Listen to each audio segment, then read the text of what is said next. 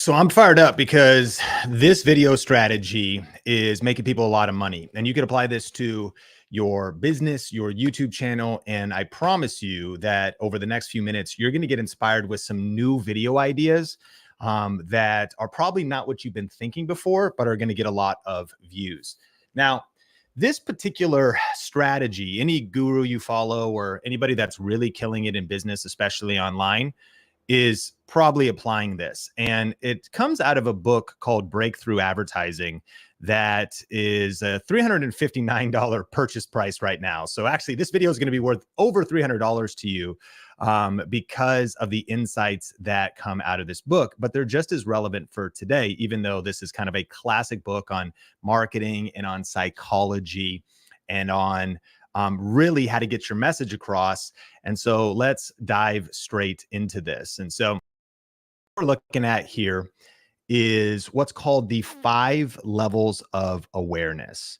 And so it's kind of like a funnel that happens for us when we're creating content, when we're thinking about a customer journey. So if you've ever aspired to build an online course, be kind of in the info space. And so let's go through these. 1, 2, 3, 4. All right. So the 5 levels of awareness. The first level is unaware. All right. And this is what we're talking about here in the 5 levels of awareness from Eugene Schwartz classic book, Breakthrough Advertising, is the different stages a potential customer goes through on their way to becoming a buyer. Now, this is also going to be, I would say, the different stages a viewer goes through that doesn't know your channel, that eventually becomes a subscriber and maybe eventually a super fan. So understanding these levels is crucial for, I believe, developing an effective content strategy and even business strategy. So level 1 is completely unaware. They don't even know they have a problem that you can solve at this level. They might even not recognize the underlying desire of the problem that they are thinking about. So we'll go through a couple of niches of how you could apply this. Like if we were to think about at the unaware stage, maybe you help somebody in fitness. You help somebody correct chronic pain, get strong if they're feeling weak. So at this stage, maybe all that they know is that they are in pain, let's say. I'm in pain, but I didn't know that there's breathing techniques, or I didn't know that there is, medicine, or I didn't know that there's something I could do to my diet, or I'm completely unaware. So that is the first stage. Now, as we're talking about this could talk about in your product development, but this could also talk about for your videos.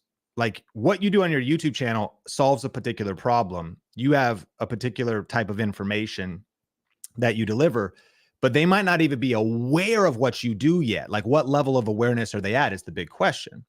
So then the second level is problem aware. So like when I go back, if we're talking about pain or fitness, let's say, I've been dealing with chronic pain. It's called RSI, repetitive strain injury, tendinitis, tendinosis, similar from overwork at a computer, and especially with bad ergonomics and things like that. Well, everything I just mentioned to you, at one point, all I knew was that I was in pain. Then I became aware that, okay, the myofascia in my arms can kind of develop scar tissue. The mobility of my shoulder could cause some nerve entrapment that causes me pain downstream in my arm. So I even thought that maybe I had carpal tunnel. And good news is I think I don't. What I have is more of like upper stream issues in my neck from posture and things like that. So I then became problem aware. Now, I still don't even really know what to do. I just at least know what the issue is. And so we'll go back through and how you can apply these. But if you know that they're at this place, you might in your content almost agitate the issue. You might want to say you got to get this fixed. This will get worse if you don't fix this now. The impact of this, you want to highlight the problem, highlight the consequences. Next is solution aware. So now you're at the solution aware stage to where I'm like, okay, physical therapy can help me with pain.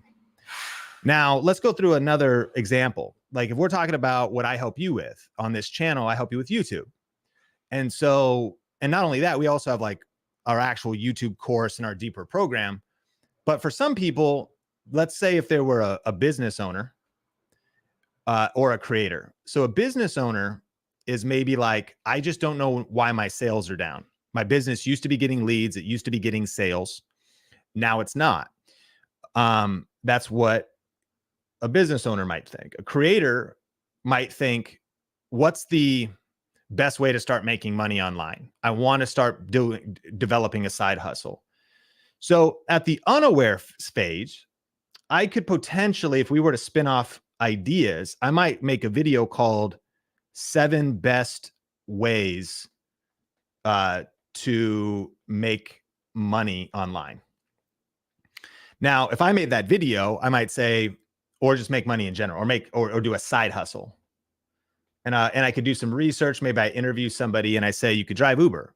You could try to get money from the TikTok creator fund. Not a good idea. It's going to get banned. You could, try to do all kinds of things. And number 7, you could do YouTube because it's better than everything else. As a search engine, your content lives forever.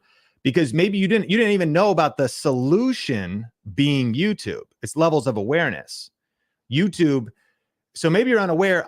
Why am I not getting leads in my business, or why am I not making money online? I didn't even know I was supposed to do a hook at the beginning of videos. In fact, I just got off a coaching call and I was breaking down someone's channel and pointing out flaws in their titles, flaws in their thumbnails, flaws in the opening of the video, flaws they didn't even know. And this individual is actually somebody I deeply respect, somebody that has been in the game a long time, leadership space, and has even been in some of the old school rules of like television and whatnot, and is trying to adapt that to media.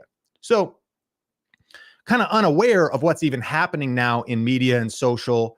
So then I next thing was like, okay, now I've pointed out all the problems, and there's massive light bulb moments of like, okay, you haven't solved the problems yet, but now I can actually see the problems clearly. And then what's the solution? And in this case, one is like the product itself. It might be saying, like, because again, for you might eventually have a course or something, and that could be part of the solution. But you also need to help people understand that your way of doing things, like, again, if it's dealing with pain, back on this other side, if we were dealing with pain, the solution for you, it could be like, again, breath work. It could be like stress reduction. It could be like workout. It could be therapy, because the bottom line, there's many different ways we could solve problems, right? Is just thinking through what is your unique solution? And the solution, like for me, is not just that if you ever want to go deeper with us, we've got a do-it-yourself program, a group coaching program, a one-on-one program. That is our solution. But if you've been here for any length of time, you also know that like YouTube itself is our solution. Like we are trying to let you know, like, listen, YouTube is the second largest search engine in the world. YouTube is the only place where your content lives forever. It pays better than any platform. Okay, I think you're following, right? So that's level 3. Then the next level is going to be solution aware. Then you have product aware. Now the prospect, the viewer, is familiar with various solutions, including yours, and they might compare the options and features and why your product is superior to other competitors. So now we're getting into how eventually you might educate people. Like I just mentioned, we could talk about like, listen, not only do you want to master YouTube, but which level do you want to do it? Do you want to do it yourself? Do you want to do it in a group? That's called our VRA Elite program. Do you want to do Accelerator? That's our one-on-one program. So group, DIY, one-on-one. That would be product awareness. Again, similarly, maybe it's solution, but even if you weren't talking about selling a product, you go deeper with us just on our podcast, and you're like, okay, what should I do? Should I do long form? Should I do short form? Should I do a podcast? Should I do, and earlier today on the coaching call, that was some of the stuff we were talking about was, should I do daily short videos? Should I do one longer video a week? How much time? So interesting enough, again, just applying this to two sides, you could apply the product level to just various ways to apply, again, your solution. And then finally, the last one is most aware. And that's going to be now your inner circle, your tribe, your super fans. And on a business level, they're maybe on your email list and maybe they've already done business with you. They already know you're good for it. They know that, man, when I work with them, they're awesome. And so they have a new thing. I'd love to do that as well. Well, let's then apply this as we land the plane. A couple ways you might think about this framework is one, videos. So I think one of the biggest missing opportunity for a lot of creators is they're making too many videos, and you might be falling into this trap that is kind of like at this level of the funnel. So you're making videos assuming people know. Like another way to put it would be this. Okay, so we do tech reviews, we do camera reviews on Think Media. And so if you are familiar with the product level, think about how deep you are down. That is going to be the Sony ZV-E10. We love that camera. Well, you're already familiar with the product. Now, let's go all the way up to unaware. It's like, what camera should I buy? Right? And I've done that video. At that level, it's a good video to make. What camera should I buy? I don't even know the cameras. I don't know the brands. I don't even know how cameras work. So your understanding of where people are and what information, where they are in their psychology, then problem aware is like, well, I bought a camera, but I bought this camcorder and it doesn't have the cool blurry background. Like, why does it not have the blurry background? Oh, well, because the lens aperture and the sensor size is not, sufficient to get the look that you want. Oh, I don't even understand like features of a camera. Now I understand that if I want that particular look, all I know is the problems. So you still haven't really given me the solution, but I know the problems are, okay, I need a larger sensor. And I could do an APS-C sensor, which is the ZV-E10. I want that Sigma 16 millimeter 1.4, which would be low aperture. And think about this too. This stuff is complete. Like, you're sitting at the dinner table with your family. Like, what do they know about like aperture? Who says that word at your normal sensor? Like, does your mom know about your camera sensor? So understanding the levels of awareness, it affects everything. The videos, your marketing, your messaging. So then again, you get to the solution, which is going to be, okay, that's the problem. And the solution is going to be that. And then the actual product could be ZV-E10, but it also might be like, oh, actually A7C 2. If you want to go full frame, there could be other reasons. So you understand that your options there. And then again, most aware, you also start thinking that now you're talking to insiders. That's a mistake people make, is sometimes you're only talking to insiders because you have the curse of knowledge. So this is sort of like insider talk. I think the key here, if we're talking about videos, is, are you making videos at every level? And can you and should you be making some more broad appeal videos at level 1 here? Some maybe problem aware. If you think about search-based content is going to be, you might search for the ZV-E10, but not if you don't know the product name. So you might search for best Sony camera. It's a little bit broader of what you might know. Then you might just be like best camera, or it could be best camera for blurry background, because you're sort of like, well, I know my problem is I don't like the look of the shot. And again, applying that to what we would do and thinking about, okay, I could apply this to, again, my videos. Now, secondly, is I would apply this to your business. Your business. So, and even if at this point you would say that I don't really have like a business or a product yet, this is kind of the creator economy influencer business model, especially on the education side, is that a lot of free content might be helping people at these earlier stages go down this funnel. So let's talk through it really quick.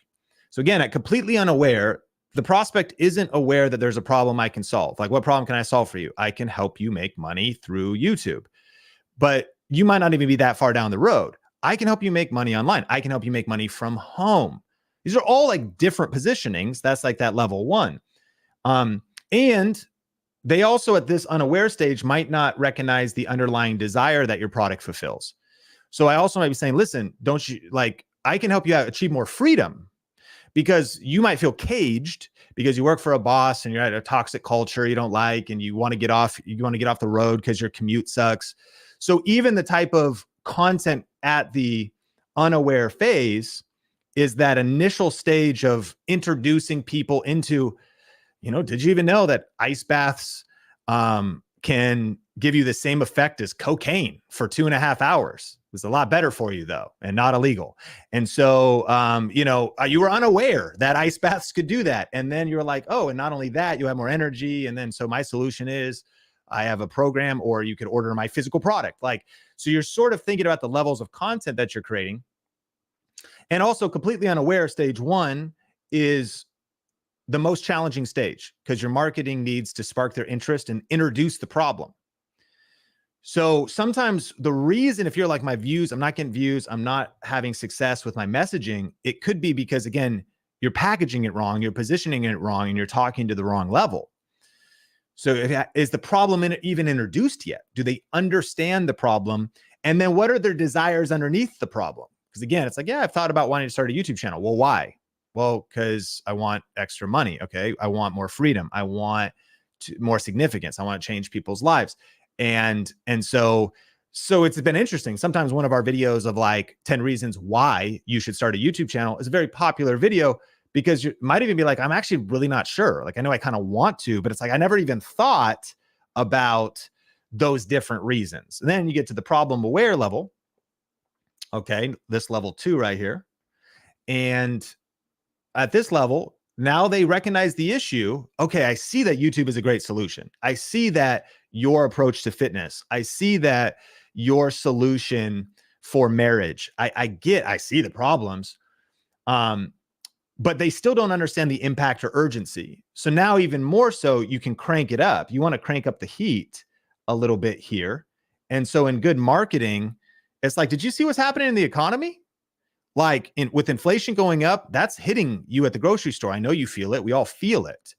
So even if you're just looking for ways to earn extra money, and what did I do? I'm tying into a stat, tying into what's happening at the economy.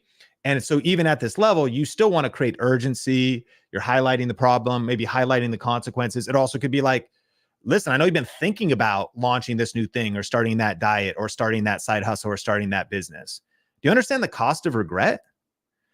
Like, the pain of regret is way bigger than the pain of short-term failure. Okay. Like, listen, don't wait another day to take your dreams seriously. Okay. So different. And if you were doing what you could do, a video, a podcast, again, you could do, what video could you make at the unaware phase? And what would the title be? What video could you make at this phase to kind of help move people along? What could you make at this phase? Once you get to the solution, they know they have a problem. They understand there are solutions available, but they're also maybe researching different options. So now you're already at the solution, but you're like, okay, wait a minute though. Should I be like going for trends or search-based content? Well, let's talk about it, pros and cons. Okay, well, should I be going for a video podcast, or, should I go all in on short form, long form, or short form? Should I do an education channel or more entertainment? Should I do a hybrid of both? What could I do? They're maybe researching different options. And again, we could take this over to your business and be thinking that by this stage, it might be thinking, man, I'm thinking about doing business with you. I'm thinking about doing business with somebody else. What's the difference? What's the pros and cons? And then again, product aware. Now they're familiar with your product. And this might be somebody that they start Googling, like, is VRA worth it? Or which would be another thoughtful video, not just that other people make reviews. We have a lot of positive reviews out there about our program. You could make your own explainer videos to be at that level. Now, this is less like get views on YouTube, and this is more like bring people into your world, because they're aware of your product, but do they fully understand it? Do they fully understand what it does, how it helps them, how it can help them advance? Okay. And so then you're going to focus on highlighting why your product is a superior choice compared to other competitors. And then at the most aware, they know exactly what they want. They might be researching specific models. Again, you get down to this level, like if I'm looking at red light therapy lights or something, I've narrowed it down to 3 brands. I'm trying to figure out based on price, based on cost, price, values, features, reading between. And so this also is probably customers that might make a repeat purchase. And so your marketing here should address objections. So it also might be like, well, hey, they might ask us, what's the difference between your do-it-yourself, your group, or your one-on-one, explaining that. And even on, like, theoretically, the unaware could be your most broad appeal, because if you even said like how to make money on YouTube, that's already pretty niched, because it means they know they want to make money on YouTube. Broader appeal is what are the 7 best ways to make money from a side hustle. All I know is I want to, that's broader appeal. That's maybe the big idea from this video, is that doing more broad appeal topics to bring people into your world. Because the other thing is, maybe we'll do this, is I could upload a podcast, wouldn't get very many views. A video on this channel that just explains our programs is going to get a couple hundred views, not thousands. But what's the purpose of that? It's like, well, you're kind of aware, but you were just looking for like practical brick by brick information. So this is called the 5 levels of awareness. And listen, anyone who's like really good at marketing, or really good at building an online business, or really good at that you're observing, that's really having significant and consistent success online, understands this. And the best creators are tapping into this as well with their content strategy, thinking about which videos should I make next, and perhaps how could I better serve lower down to. This could be why your products are not selling. It could be why your course is not converting, because you haven't thought about these layers of messaging yet and really brought those in. But then furthermore, it could be why your views are suffering, or you're making content in a way that's too niche. I'm actually not against any particular form of content you're making. I just think that sometimes you get stuck in a rut. Like if all you do is make content at this level of, oh, you understand YouTube is the problem in my case, like then you're missing out on all of this upside. But then furthermore, sometimes if you're only playing the broad appeal game, you're missing out on helping people down the customer journey. So if we have a couple coaching calls today on our Coffee with Cannell show, but I'm curious if you have any specific questions about these 5 levels of awareness, if this was new to you, and if there's any particular questions related to this. Welcome to Coffee with Cannell. My name is Sean Cannell, and I'm super fired up for the show today. And let me know any feedback or questions that you have with that. And with that, I'm going to take a sip of coffee, and we're going to get into the show.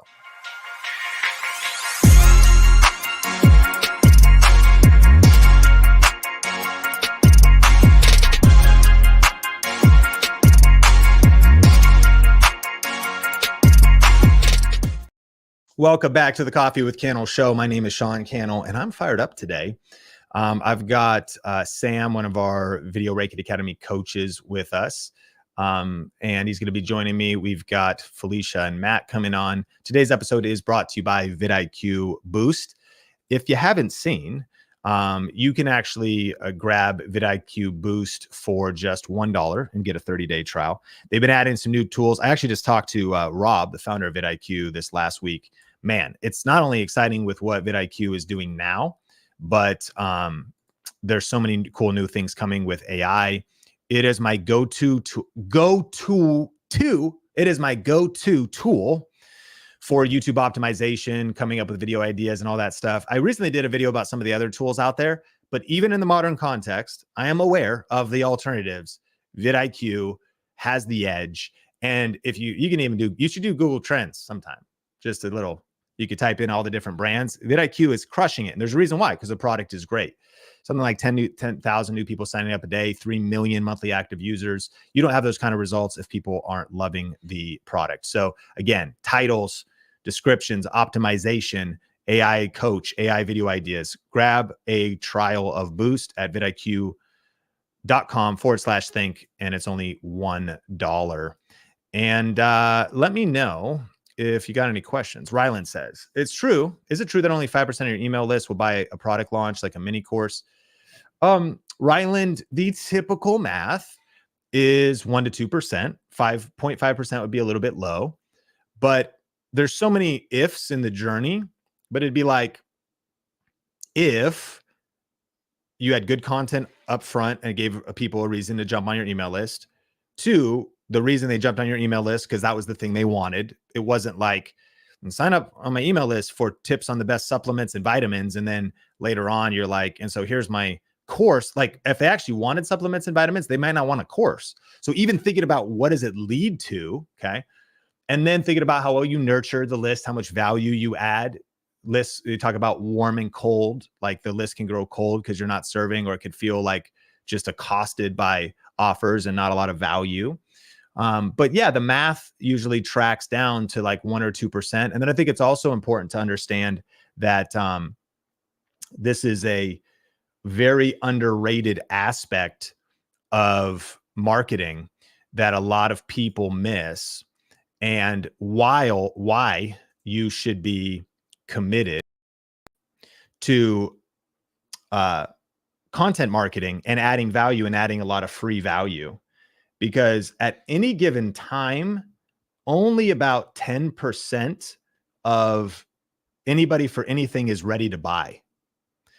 So it's, you have 10,000 people on your email list, 1 to 2% of that might want to buy your thing. But call it a car. Like, when you want to buy a car, that's a way bigger investment than a course. But when you want to buy a car, you're like, we maybe need a new minivan in the next 6 months, the next 8 months, the next year, because my wife's pregnant, we're thinking about these different things.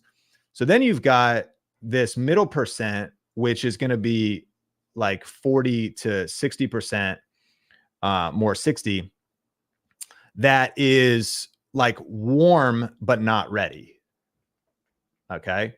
And then you've got 20% that will never buy from you.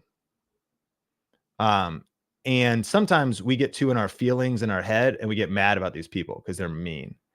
And they're like, I hate you and you're dumb. You're like, all right, cool.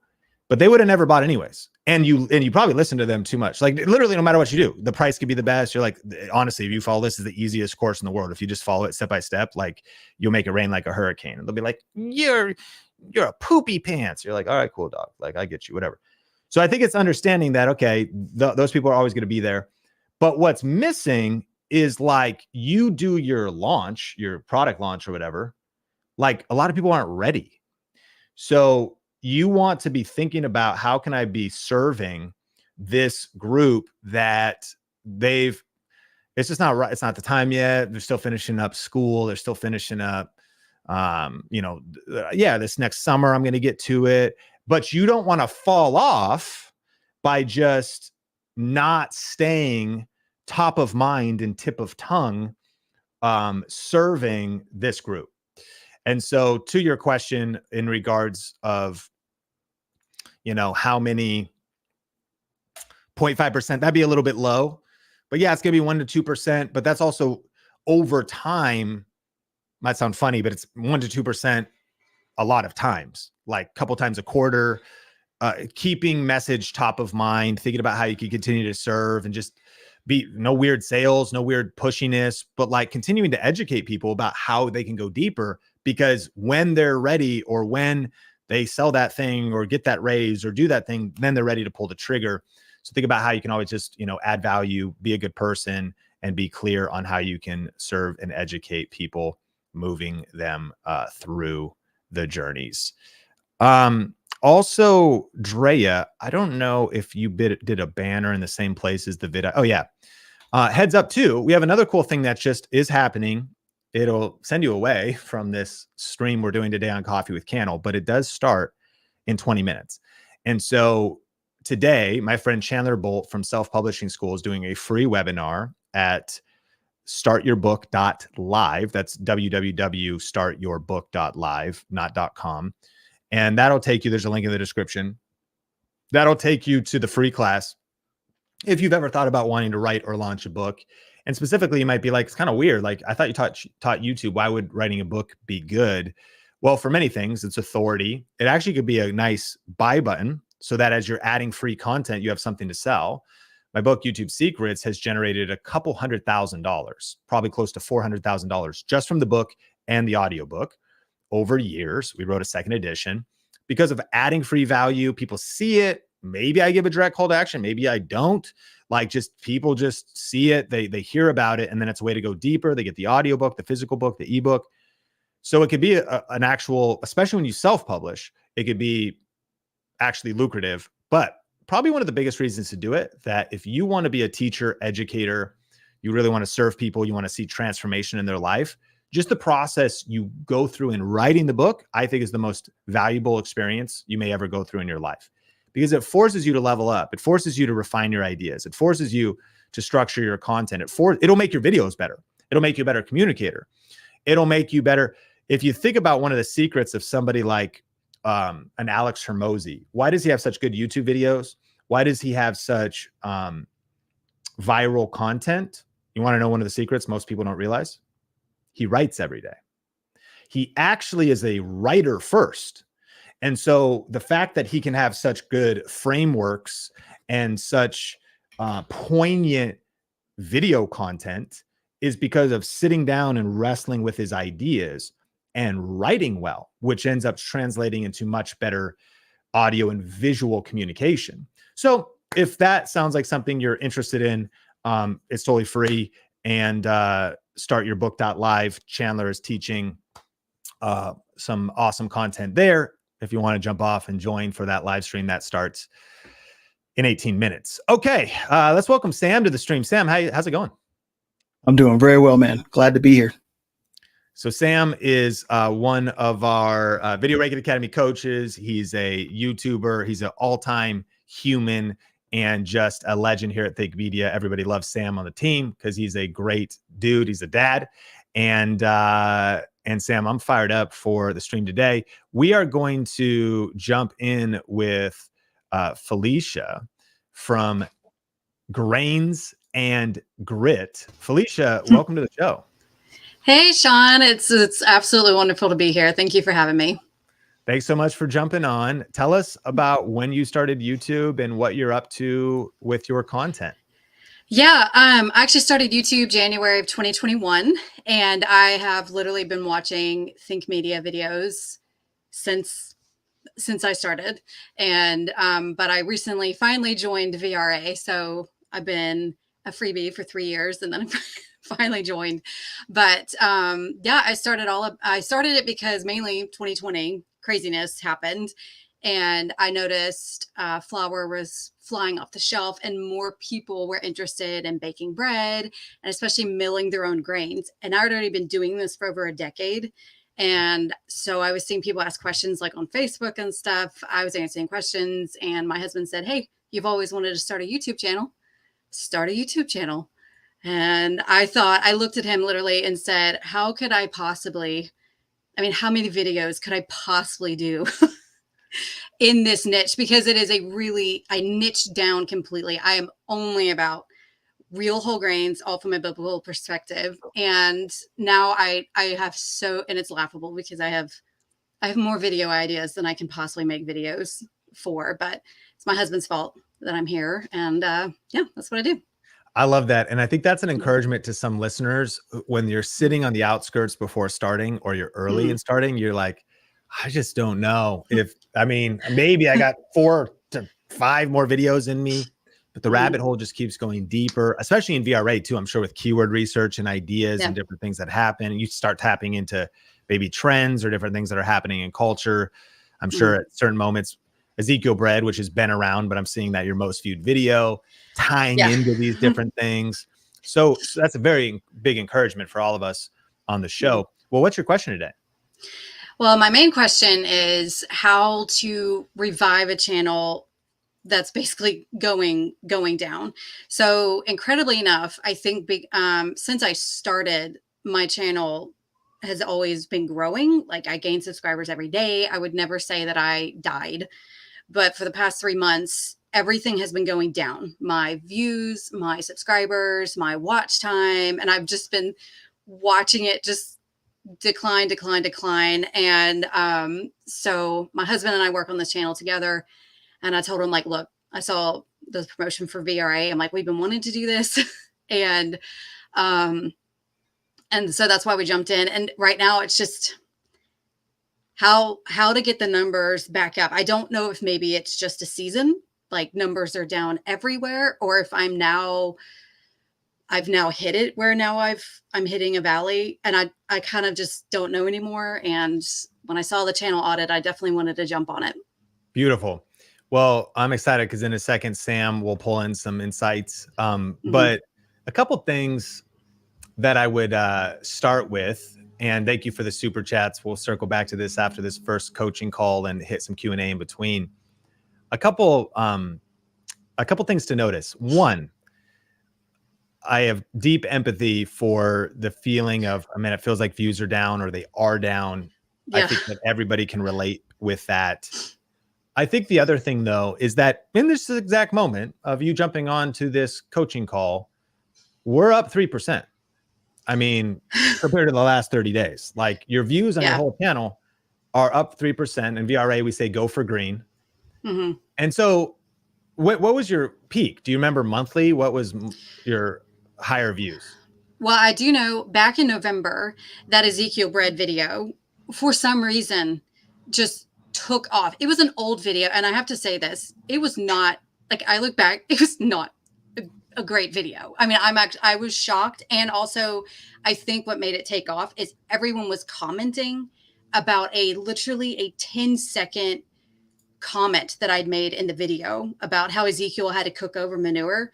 And I just made like a brief comment, like, doing that. And then now all the comments are dealing with that. Like it's horrible quality. I did do the recipe. It's super crazy long, but it really took off. And so back then I was up to now like 1,200 subscribers a month, really high views. It then started going down. And then February, and I was always seeing like the green arrows up, but then February came and one by one, like these arrows started coming, pointing down. And I just thought, okay, this video, it's run its course, but it kept going down even after the video had run its course. And so, yeah, I know for a small channel, I've never gone into the negatives. I'm still gaining subscribers. I'm still getting views. I'm not in panic mode yet, but I do know the big thing is my subscribers are down for the first time. I'm starting to see, like, on certain videos,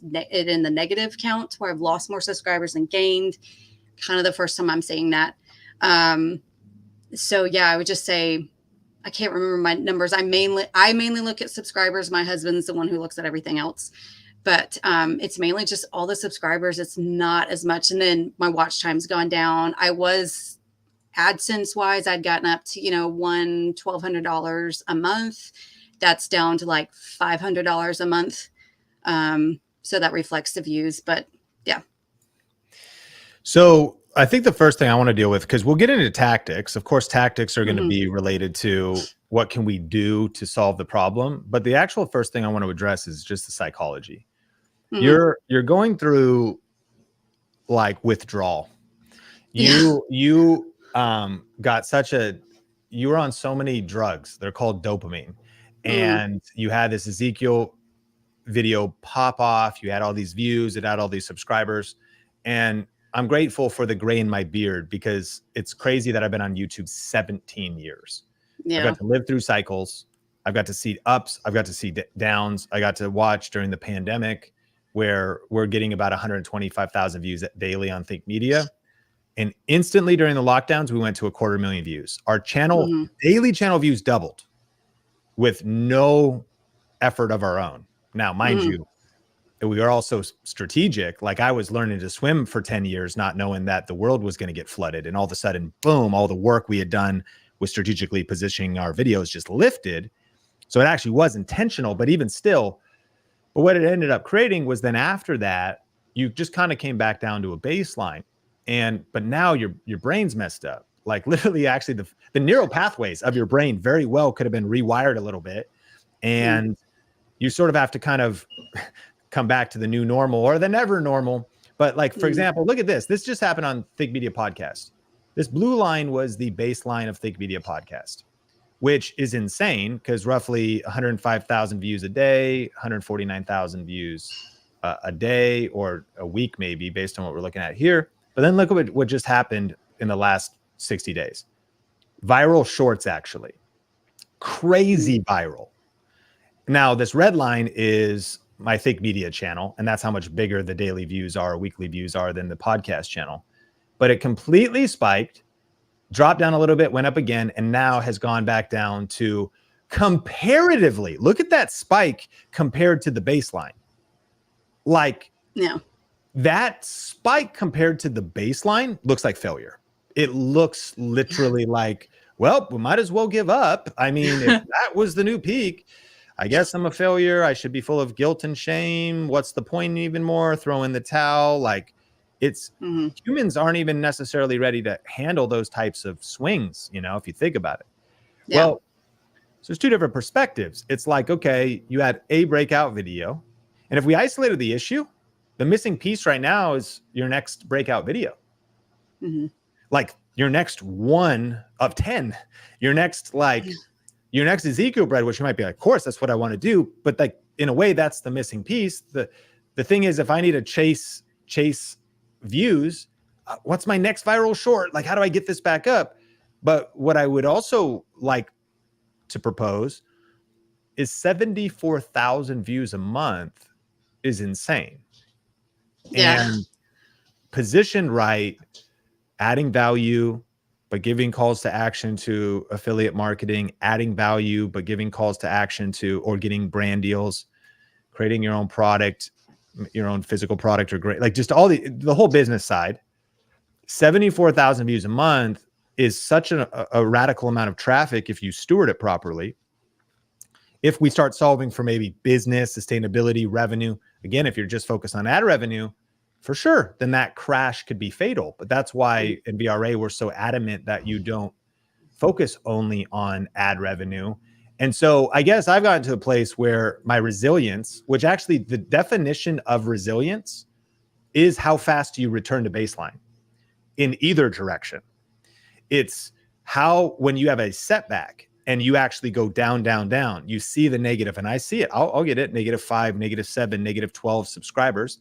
But if we're doing VRA right, when you upload a new video, it reminds people to unsubscribe.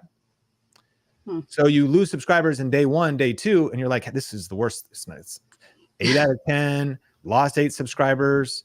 That's a real mental toughness needed.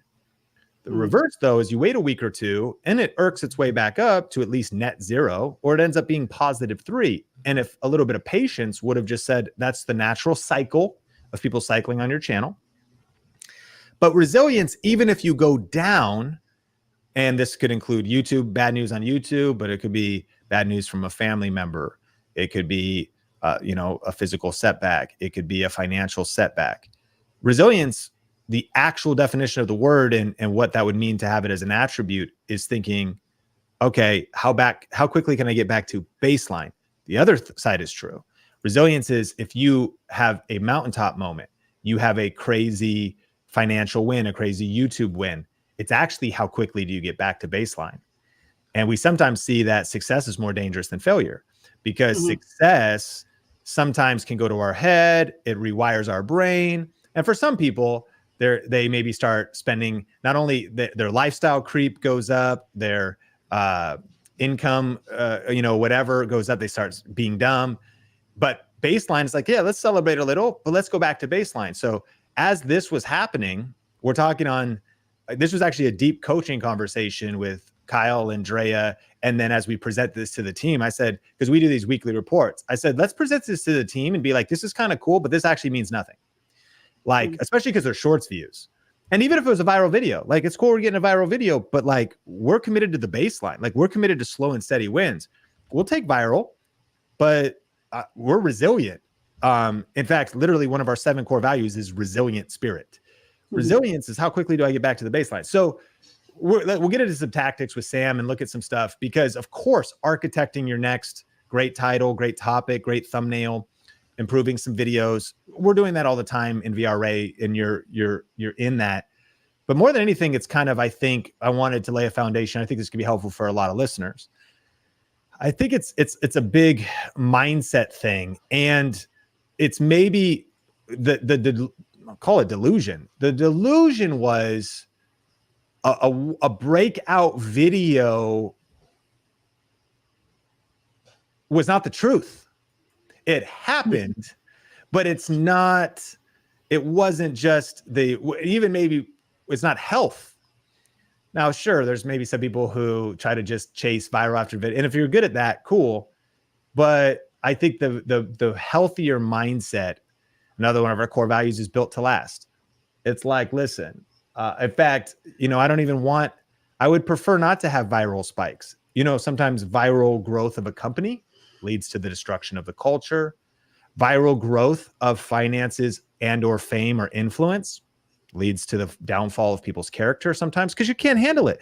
So I would much rather grow slow and steady. I'm not avoiding viral. Let's architect viral. I know that's much more what perhaps you and people listening here. Okay, Sean, get into this stuff. But I think this is so important on the YouTube journey, because what we're looking at is incredible subscribers, incredible impact, a community that you're building.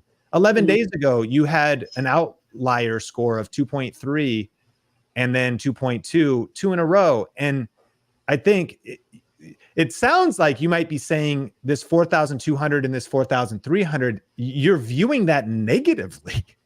And I'm like, this is it's like the reset. I'm not saying lower your expectations. It's kind of though having realistic expectations and being like, you are crushing right now. You are doing incredible right now. And with the community and that you have right now, I think that there's no question this could be a lucrative, high impact, purpose-driven business as is.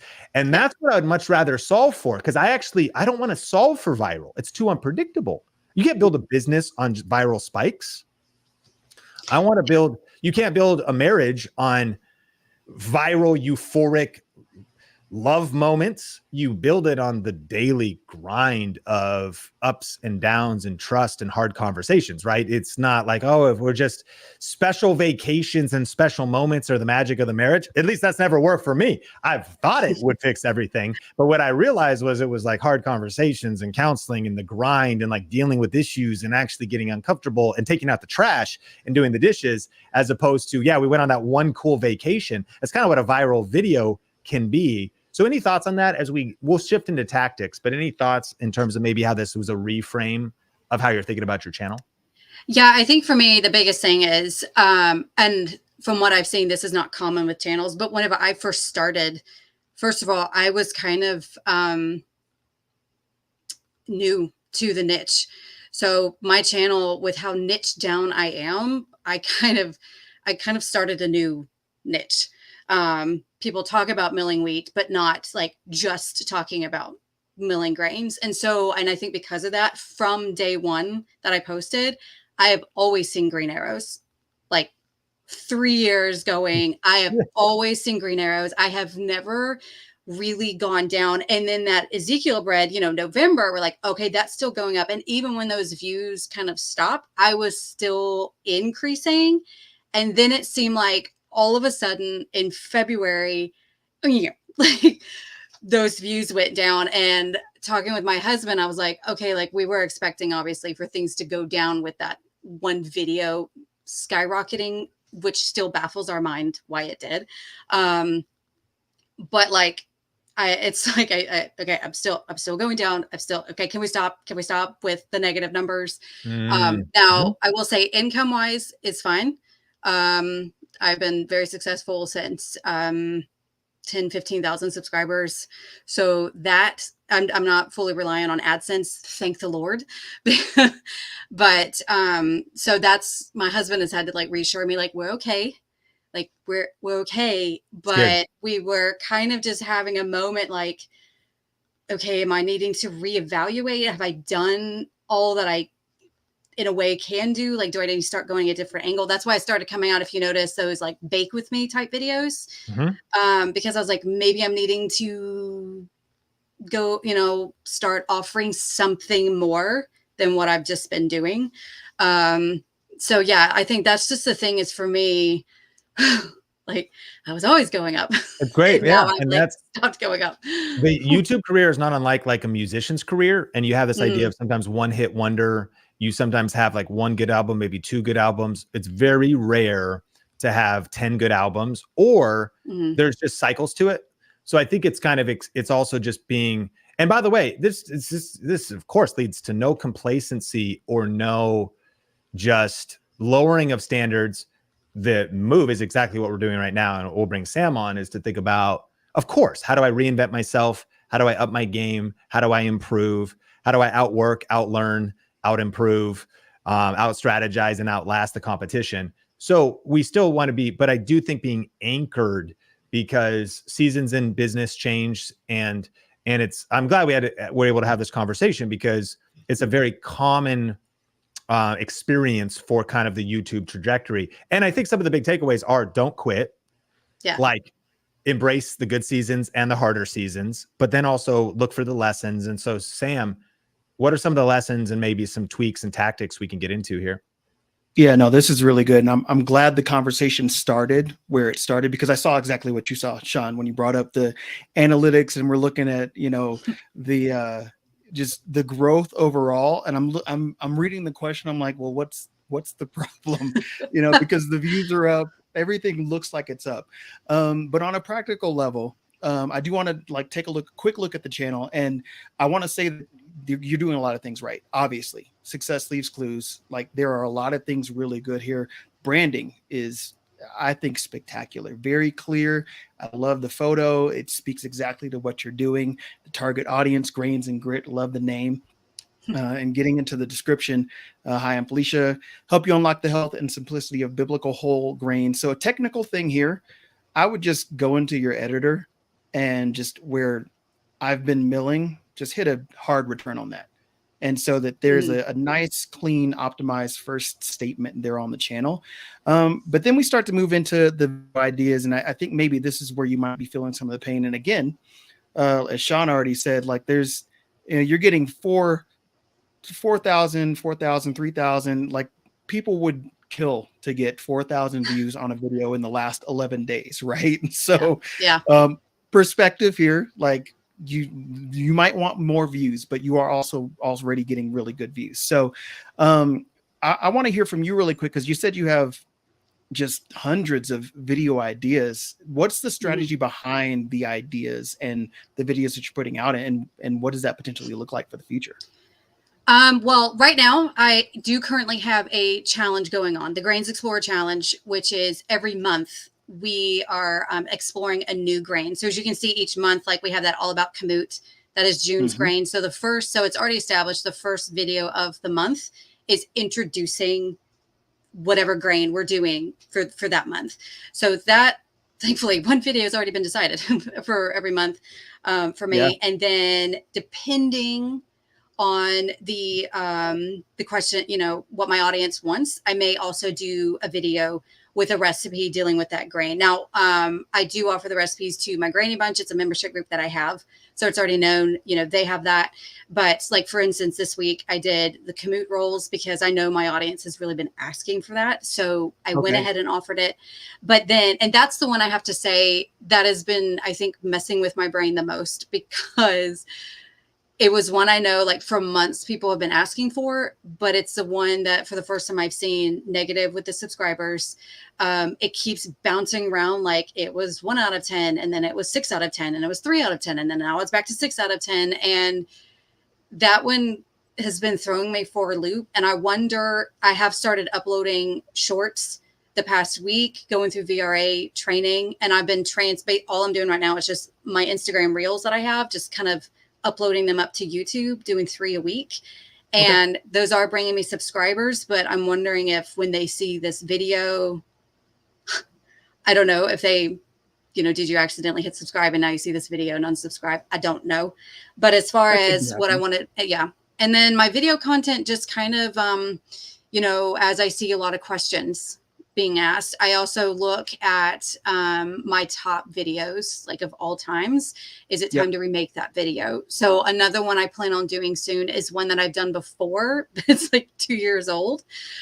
Time to remake the video. Sure. Absolutely. Yeah, I also try to do, my husband actually knows Owen Henseth. He's done work for him before, and he so graciously actually looked at my channel a few months ago. And so he gave us some pointers, and one that he said was start making, like, hit on those controversial videos. And so I try to think of ways to do one, you know, every month or two. And by controversial, not like crazy, but just in my niche, it's going to bring those comments, asking questions. So what can I do for that while also servicing my audience? Yeah, and I just have a list. And that can be a good strategy. I have a long list. Yeah, I love and that's kind of where I was going with that. Really quick. Do you mean like so it'd also be like, is wheat bad for you, or like consequences of wheat, like jumping into some of that stuff? Yeah, I do that. Those typically, I get a lot of comments on that video. Those videos tend to bring, I know that that's what I'm reaching out, kind of what you said in your training, where it's that unaware category, because my goal also is to educate people. Like, hey, I know that we are being taught that bread is the evil of all evils. And yes, there is bread that is bad. But if you're like me, who had no clue about milling grains, there's another option. So those videos reach like that unaware, I don't even know that there's quite a problem. And that's what usually brings those people in. Yeah. Have you done Is Bread Bad for You? Incredibly enough, I don't know if I have done that blunt of a title. I think I typically stick with wheat or, yeah, so shockingly, that's not on my list. And I don't know why.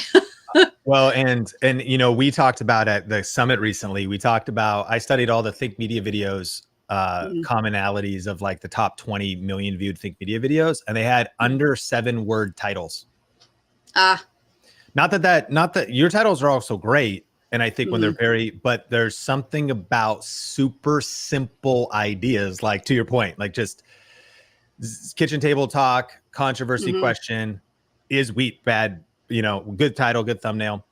I was actually going to touch on the titles if I can really quick, Sean, because the titles they're pretty good, but it feels like you're still doing a technique that was kind of like big 3-4 years ago on YouTube, where you're like you're almost keyword stacking your titles. Yeah. And so why is commute my favorite? Why is commute my favorite? All about commute, Coruscant, ancient grains explorer challenge 2020. Like, it's a lot. There's a lot going on in that title. So as you're coming up with these new ideas, which I think sound like really good ideas, how are we packaging that to actually reach up to those different levels in that funnel, right? And so thank you for the packaging. I think the aesthetic of your thumbnails is really good. I like the kind of earth tones, but still vibrant. Like, that burger looks really good. I really want to eat that burger, and it's about lunchtime where I'm at right now. So it was really very good photography. Good. So I would work on just the packaging overall of thinking through what value do I add? Why should somebody watch this video, and what kind of curiosity can I create for them to actually click into the video with the title and thumbnail versus this keyword stacking? Because another cool thing about YouTube that I think sometimes people don't know is that YouTube is actually cataloging every single part of the video. So you don't have to keyword stack your titles like this. YouTube is cataloging everything from what you say to what you put in the description to the hashtags that you put in your description, all the way down to the tags. And yeah, I know tags are kind of like they're phasing out, but until YouTube removes that box from the upload screen, right, it has some level of value. So you don't need to keyword stack your titles. I would work on kind of refreshing that as well, to bring, you could potentially see some more views from that. Does that help? Does that make sense? Yes, and I think that's something I've noticed in other channels that I watch, is I notice the simplicity of like the thumbnails, the simplicity of the title. It is something that my husband and I have been talking about.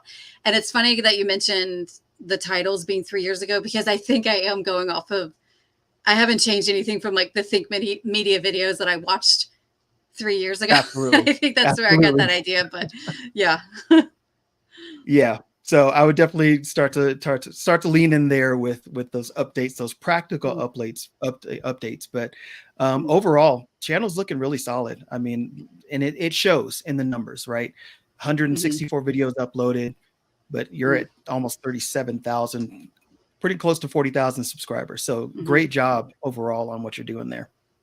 Thank you. I'm very blessed to have this. I never thought that I would. I was just wanting to help people, and it still am. I'm just a mom who homeschools. We have a homestead. That's what I do. Thankfully my husband is the one who handles the business side, because he's the one who cracks the whip, making sure I post videos. He tells me like, this is what we need to do videos on and stuff like that. So we are a team, and I'm just grateful to have this. I love it. Well, Felicia, did you get value out of today's conversation?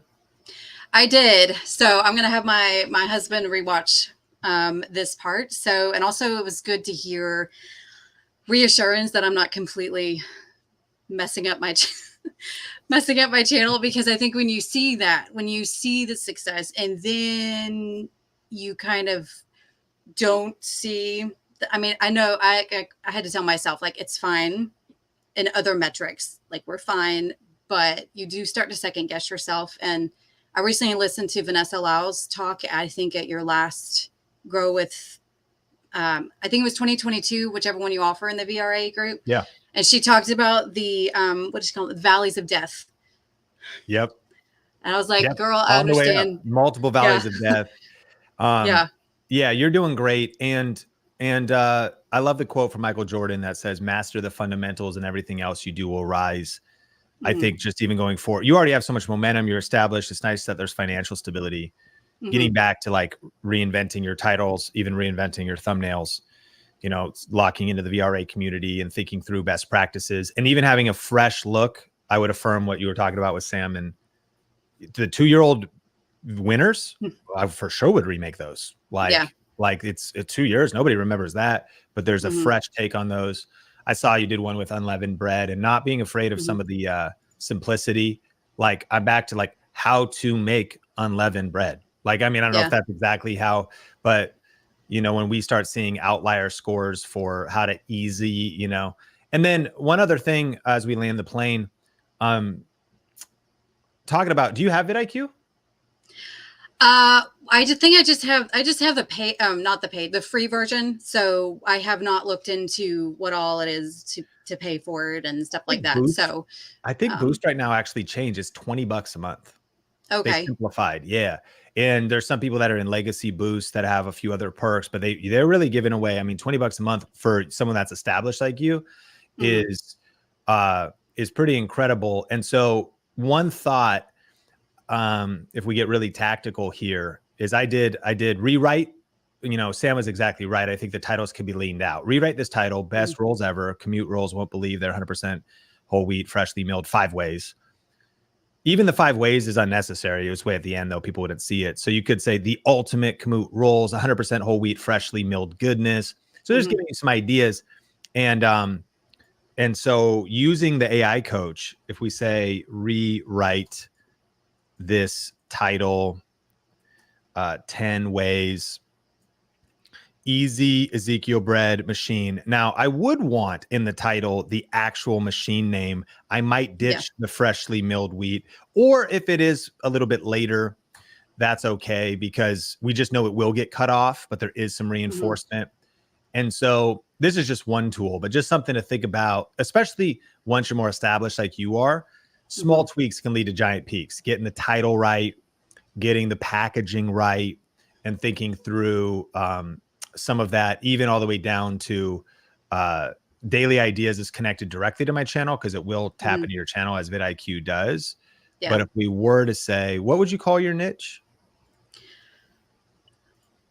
I would say, so I even have trouble with that, because there's many names. I would say there's people call them home milling, freshly milled wheats, but it's all grains. I'm a baking channel. I even have trouble with exactly how I would describe it. So sometimes just having a tool in your pocket. Have you done an ultimate guide to milling your own grains at home? Well, like I actually do. Yeah. Well, I have a playlist, a home milling 101 series that I'm working through, and I do have a freebie. I'm talking a hero video. Do you know what I mean when I say hero video? Like, welcome to the ultimate guide. I've put time codes and chapters. We're going to go through this step by step. If you're brand new, like really thinking through. Okay. Is sourdough something you do? Oh, that's a big one. I need to get into it because doing freshly milled wheat, it's a whole different ball game than doing store-bought flour, Sure. which No worries. that would be another question I have. What the concern I would have about my titles taking out like whole milled or freshly milled wheat is, would YouTube still distinguish me apart from like, because there's a difference than with store-bought flour compared to like we're milling the wheats, the grains ourselves at home. So that's why I kind of have always included it in my titles and my thumbnails. But I guess, Sam, if what you're saying is YouTube will hear my voice and know what I'm saying. Yeah. YouTube will catalog that, but there is some significance to owning those keywords as well. And so we actually just had an elite student that was talking about her channel and how she is now ranking #1, not only on YouTube, but on Google, Google keywords, Google search, like above blogs, because she has been very specific about adding Florida gardening to her channel titles and descriptions and all the different places. So owning those keywords, owning that keyword, I think is probably pretty smart and relevant. Sean, I think it is love to hear your opinions on it. I think the key mindset is that I don't think sourdough would destroy your channel or hurt your niche. And YouTube very much operates off of each video is judged on its own merits. There's some channel aspects, but Renee from YouTube talks about this. Like, if one upload underperforms, it algorithmically does not hurt the upload after. It might cause someone to unsubscribe. And so that is what it is. But without overthinking it, finding strong video ideas that even maybe touches on a little bit of a broader appeal is an opportunity to bring new people into your world, and just being articulate to say, you know, this sourdough series is a little bit different than what we normally do, but if you really want to go deep with fresh milled flour or whatever. So, and as you go into VRA, the fundamentals, like typing in the very basics, I do see you ranked here, which is awesome. But as I don't understand your niche, of course, as well as you do. So just kind of thinking through, you know, fresh milled flour recipes, in some cases, maybe leading off with, as opposed to having to stuff it later, like come back to like those fundamental terms and basic videos that you perhaps have made again, make them again, you know, circle back to them, because there's no reason why. You already have so much influence and channel authority. There's no reason why I wouldn't think you could dominate all of these really key inroads to your niche. Yeah, I think we've talked a lot, Felicia. Any final things? Well, I do appreciate this, because I think I think you've pointed out something is when you do have success as a channel, you kind of forget the basics and you think like, I've already done these videos. Someone can just search my channel. But I know Owen pointed this out and you guys have pointed it out. And so it's been a recent thing of like remake those videos. And my husband told me this and I was like, why would I remake the video? Like I've already done 2, like why would I need to remake it? But I do see that there is value to it. And I see that Think Media does that. You know, I see y'all do that all the time. I've been following y'all long enough to see, they've talked about this before. But yeah, I think this has helped to remember the basics and not to throw those out. Man, appreciate you, Felicia. Thank you so much for coming on Coffee with Cannell today. Thank you so much. And thank you, Sam, for your insights. We have another coaching call coming up with Matt. I appreciate your patience, Matt. And if you're just joining, the Coffee with Cannell show is where we typically teach something in the beginning. Today, we talked about this kind of strategic funnel for your videos and your business that a lot of YouTubers are using and business owners to generate a lot of money. It's definitely worth watching the replay and saving this video and smashing like if you haven't yet, if you've been getting value. Want to hit a few of your questions, and we have one more coaching call today. So we usually do kind of a teaching at the beginning. We do some coaching with people as we just were with Felicia. And then we also do some Q&A during the Coffee with Cannell show. Kim asks, is there a sign-up list to be a hot seat guest on Coffee with Cannell? Kim, we in different seasons, we'll sometimes post on the community tab, Twitter. Hopefully you're on our email list. But the biggest way to get on Coffee with Cannell is it is our students. And so we'll post in our VRA group or our elite group. Again, no pressure to join anything, but it is kind of one of the perks of people that are in our community. we see a chance to give them advice, but then our community to get to learn from the conversations. And so today you've been learning from Felicia, one of our VRA students. Matt's one of our VRA students, and we're going to be hitting that in just a second. Miriam says interviews with real YouTubers and hearing their questions is super helpful. Appreciate you, Miriam, and thanks so much for being here. Brian's asking, what's the best thumbnail A/B tester? Well, everyone's going to get A/B testing by the end of the year. So meaning YouTube's chance of testing 3 thumbnails. We actually just got it on the podcast channel. So we're excited about that. In the meantime, thumbnailtest.com is great. We can drop our affiliate link to that if you want to check it out. It's probably for being a little bit more established. You know, that's like another $20 a month or so, depending on what level you're using. Eventually you're going to get it directly from YouTube. And if you're earlier on in your journey, if you're more advanced in your journey, you should buy every tool. Like if Felicia, I see she's still here. Not that you have to buy every tool, but it's like, I was talking to Kyle Anderson's dad. I grew up in Arlington. He grew up in Lake Stevens. His dad is like a legend well driller, Anderson Wells. They drill wells, you know, on people's properties so they can have that fresh water, that whole thing, right? And we were talking about tools, and I was like, where do you get your tools? Because like, I pretend like I use tools. Like if I hang a picture with like a screw gun, it like gets my wife's attention. She's like, you're doing like actual work? When did you become a testosterone filled masculine man? Like, get over here, honey. I was like, all I'm doing is just hanging a picture and it's crooked. So I'm not trying to say that I've got crazy levels of skills, but I'm a poser. Kind of like in skateboarding when you'd like scrape, even though you weren't doing handrails, you'd like scrape up your board. So like, I actually ride it. Relax. I actually am kind of a savage. I can build stuff. But I was like, where do you get your tools? Home Depot? Are you a DeWalt guy? Are you a Ryobi guy? Are you a Milwaukee guy? He's like, DeWalt. But I don't go to Home Depot or Lowe's. I go to industrial. There's a place in Everett, Washington. I go to like commercial grade levels, places to get my tools because I'm working all day. I pay a couple $100 for one battery because it needs to work for 8 hours at a time. What's the point? He's a professional, runs a business, and he's doing commercial level work. So if you're just starting, like for example, vidIQ, you know, there's a free version. Like if you're watching this and you have not installed the free version of vidIQ, it's a pretty good price. I mean, it's like, what are you thinking? Sean, what are you trying to do here? It's free. I mean, what, like, are you trying to sell me something? Literally, it's free. And there's so much power in the free version of vidIQ. But if you're more established and money's coming in, small tweaks can lead to giant peaks. So if you're somebody at Felicia's level or whatever, it makes sense to invest in thumbnailtest.com, even with YouTube's thumbnail tester, because there's some difference in the tools. I mean, that's maybe debatable, but like thumbnail tests will do different. You can set metrics and and do it over lengths of times. And there's certain people that like, they optimize their old library. Like my friend Evan Carmichael has 6 people split testing thumbnails on his team, and he's doing crazy levels of volume. So anyways, that's the answer to the question of thumbnailtest.com. It's probably not right if you're just beginning, get the free version of vidIQ. If you're mid, get the $1 for a month. They're linked in the description. If you're established, there's probably a couple things you want in your toolbox. And you might want that commercial level of, because if it's $20 here and $50 here, but thousands are coming in every month, you adding 20, 30, 40% of revenue because of better insights and better data-driven decisions is actually within arm's reach, depending at what stage you are at in your journey. Thanks for the super chat. Hi, Thick Media. On our YouTube channel, we have over 148,000 subscribers, but we've never had a sponsor offer. Is that normal?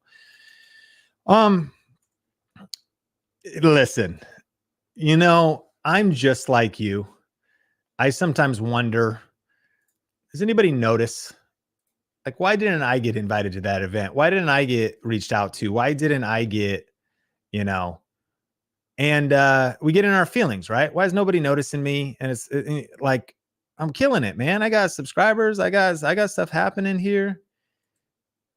I'm just trying to get to your email here. I want to make sure that you're reachable. And here's a tip of the day on Coffee with Cannell.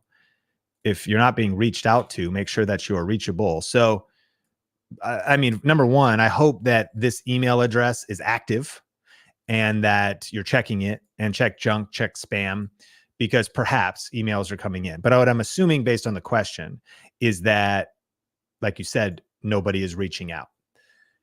And so is that normal? I mean, it is, it isn't. Like, here's where I would go with my mindset. It doesn't matter. What do I mean? You can't go through life waiting for opportunity to come to you. You have to go get it. So you have 148,000 subscribers. You've got a sick brand. You've got a great channel. You've got stuff happening. You've got, you know, content pumping out. You're getting views. You got whatever. Go pitch yourself. Go look for brands. Go do the work. Study who's sponsoring other creators in your niche speaking Spanish. Look at other channels. Build a spreadsheet.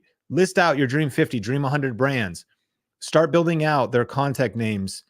Start figuring out who their CMOs are, the people that are on LinkedIn. Start doing the work. Start tweeting multiple companies a day. Start sliding into brand DMs. Figure out who the decision makers are. Reach out, reach out, reach out, reach out. Build a media deck. Don't get distracted taking 5 weeks to build a media deck. Just like put a simple pitch together. Start, you know, stirring the pot, having conversations. If possible, get on a plane, pick up the phone, go to VidCon, go to an event. I'm not saying, you know, going to VidCon and the expense of that and the time of that, I'm not saying leads to a brand deal. I'm just saying this is the mentality. The mentality is we're not sitting waiting for opportunity to come to us. We are going and freaking getting it. I'm making the call. I'm buying the ticket. I'm setting up the event. I'm scheduling the interview. I'm scheduling the call. I'm jumping on the Zoom. I'm talking to the person. You know, I'm reading this book from Steven Schwartzman, co-founder of Blackstone. This was downstairs. My wife goes, "Is that Joe Biden?" Like she's like, "What are you reading?" Anyways, and kind of funny because like I'm not really in finance. He's built up, you know, doing LBOs and M&As and stocks and real estate and whatever. Blackstone's $1.1 trillion under management. What's the point? He talks about the startup phase when they started Blackstone, even though he was really successful at Lehman and all these other places. He was like, man, we flew across the country. People didn't even meet with us. Meetings got canceled. We booked hotel rooms. And he goes, and that this circles all the way back to sometimes I think I'm in my feelings too. Don't people know who I am? I'm not saying you feel that way, but like, and he had a crazy reputation. He had a ton of success already. But when he kind of like started a new endeavor, or you also might think, I got 150,000 subscribers. Shouldn't success be coming my way? And Felicia might think, well, I already had these viral videos and stuff or whatever. I was up. Now I'm down. We have to have a Shoshin mindset. If you look up Shoshin, it's always a student mindset. It's always a beginner mindset. Shoshin means it's a Japanese concept from Zen Buddhism that means beginner's mind. It's the idea of approaching new experiences with an open mind, curiosity, and eagerness, even if you're an advanced student or expert. It's a state of being free from preconceptions, biases, habits that can come from knowledge and experience. So success messes us up. It's what happens to our brain. And so I go back to like, dude, I got gold play button before me. Doesn't mean anything. Subscribers mean a lot less than they used to. I got, you know, forgive me. It means something like, and you're like, easy for you to say, Sean. Okay, relax. But it's just like open mind. I'm a beginner. I'm a student right now. I am going back to the fundamentals always. I'm looking with a fresh perspective on my approach to YouTube. And I'm not expecting, don't you know who I am or my reputation or my history? I have not graduated the need to get back to the grind, especially in the current economic conditions. And brand deals is drying up for a lot of people. So brands are constricting. Your mindset could be, oh, opportunity is shrinking away. Well, then we're going to run faster to catch it. And so we're going to chase after it. So go get the brand deals, make the phone call, email the person, reach out. All right. Matt's been super patient, 90 minutes into Coffee with Cannell. We're going to look at the Grumpy's Great Outdoors. Matt, welcome to the show. Thanks so much for your patience. No problem. Thank you very much. Hey, Sam, how you doing, bud? Good to see you both. Thank you much for having me on. Hey, thanks for jumping on. Tell us a little bit about when you started your channel and what you are up to. Sure. So I started my channel actually back I think I released my first one on Thanksgiving of last year. Then it was a little while, a whole another month before I got my next one, and I've been pretty consistent since then. I actually released my most successful one at this point. It was released on Christmas Eve, and then it's been every try to do at least one a week since then. I've missed a few weeks here and there, but it's grown pretty steadily. I've been pretty pleased with the growth so far. I hit 900 subscribers about 45 minutes ago, so I'm actually I'm getting close. I got 3,600, I think, hours. So I'm getting close. Hey, look at this, though. We got up 163% views, up 67% in subscribers, and up 33% in uploads. Like, you've been pushing. Way to go, Matt. I have. I've been going at it. I have a wife and some children and grandchildren. I think they're still at the house. I'm not sure if they're still there or not. But no, I've enjoyed it. So it's been a lot of fun. I do belong to vidIQ, but I do have the $10 a month deal. And I try to do the extension, but I tell you, the extension, when I'm on the road, my 9 to 5, I'm in pharmaceutical sales. I hope my boss isn't watching this. I'm on pharmaceutical sales, and so I can't get my extension to work on my laptop. So on my iPad, so I can get it to work on my laptop, but the extension messes up, and I can't do as much on my iPad. So it kind of doesn't work for me. It's pretty much, it's a Google Chrome laptop desktop type of a thing. Yeah, so it's kind of messed me up. So I've been on there and got it, got back off. But what I use vidIQ quite a bit. I have Canva, I have Soundstripe, I have all the different things, and I'm not making a single dime yet. I'm kidding. I am doing a little bit of Amazon affiliate, but that kind of leads me to my question today was basically around what you just kind of talked about, and what Tyrobics asked about was, affiliates and brand deals and sponsorships. And I know I'm not to that point yet. I hear all these people, Justin, you guys know him, obviously you work with Justin some, and I don't belong to his program, but I hear all these people talking about how you can get actually deals and sponsorships even with low volume of subscribers. But I wonder, at what point do those guys look at you and say, okay, this guy's valuable? Because I've been turned down by like Walmart. How can I make Walmart look bad? Have y'all seen their videos? People at Walmart, I can't make them look any worse than that, right? How does Walmart turn me down for an affiliate? So at what point do you kind of gain some respect just based on numbers? Do they look at your videos now when you subscribe? And applied for another one called Thermacell, if you're familiar with those guys, and I got turned out. Why would they turn somebody down? And it's not, I'm not saying that from a prideful thing. It's just, what is it that makes that happen, right? Yes. All right, let's break this into a couple different sections. I think first, let's just kind of solve the getting approved for programs. I think we're still disapproved for Walmart. I've got Dre at the back end. And so let me know if we're still disapproved for Walmart. We clearly, I think we have a strong brand. We have pretty good following. So it's sometimes you don't want to take it personally. It's not like maybe they want to work with more of an established blog, less with a YouTube channel, depending on what you're submitting. One of the hacks though is sometimes signing up for something like Magic Links, because Magic Links is beneficial because it also is like a middleman. And you sign up as a creator, but then the brands that are on Magic Links could include, Nordstrom, HP, Asus, Skims, whatever. So Backcountry. So rather than going to Backcountry, which is outdoor apparel, and trying to get approved for them, then you just sign up for Magic Links, which is oftentimes easier. And then you can just kind of opt into these many other brands. That can be true with sometimes Impact Radius, and you figure out which affiliate management share a sale. Even still, CJ.com, I think, is like Canon, and even we've done literally millions of dollars in top line sales for Canon cameras, and we were disapproved by them for months, and we had to, then we have a contact internal, and we're like, hey, we're Think Media, man, and they're like, oh yeah, sorry, but and it was the US doesn't even really talk to Japan as much, like they do, but I think even worrying too much about, are you approved for Amazon? Yes, I am. I've actually had some little success there. And I am a member of impact.com, so I use for my management. Yeah, so that could be helpful.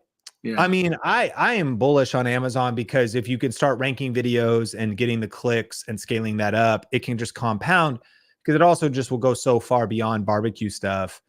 Because they click the link and they buy a PlayStation 5. Yeah, so, I've had some weird purchases, no doubt, that have come through, which have been nice. So yeah, I think not that you're going to go down all these roads, but if we just go pure, I love this, because if I was going to reverse engineer videos, I'm distracted right now, and you might not respect this grill, but my Ninja wood fire electric outdoor grill is what I ended up getting. Sure. And like, man, this guy is, I know. $400, $500, and not that you're gonna buy endless grills or something, but if you go like Ninja wood fire versus Traeger, I see you've already done versus, so you already get it. Yeah. And yeah, I mean, I think about like, this is not a great thumbnail. Like, you're making better stuff than this. He's just out here, just nothing. But he's ranked number 1. Respect. Yeah, 15,000 views. You get enough videos out here. This also includes paid promotion, by the way. Whatever. So I wonder what, maybe he got a free. I think you'd already be. We'll circle back to what I'm going to say there, but I think affiliate link above the fold, signing up for Ninja Direct. What I eventually learned was actually Ninja's pricing on the grill I bought was far superior with the accessories than buying from Amazon. It makes sense because they don't have to give Amazon a cut.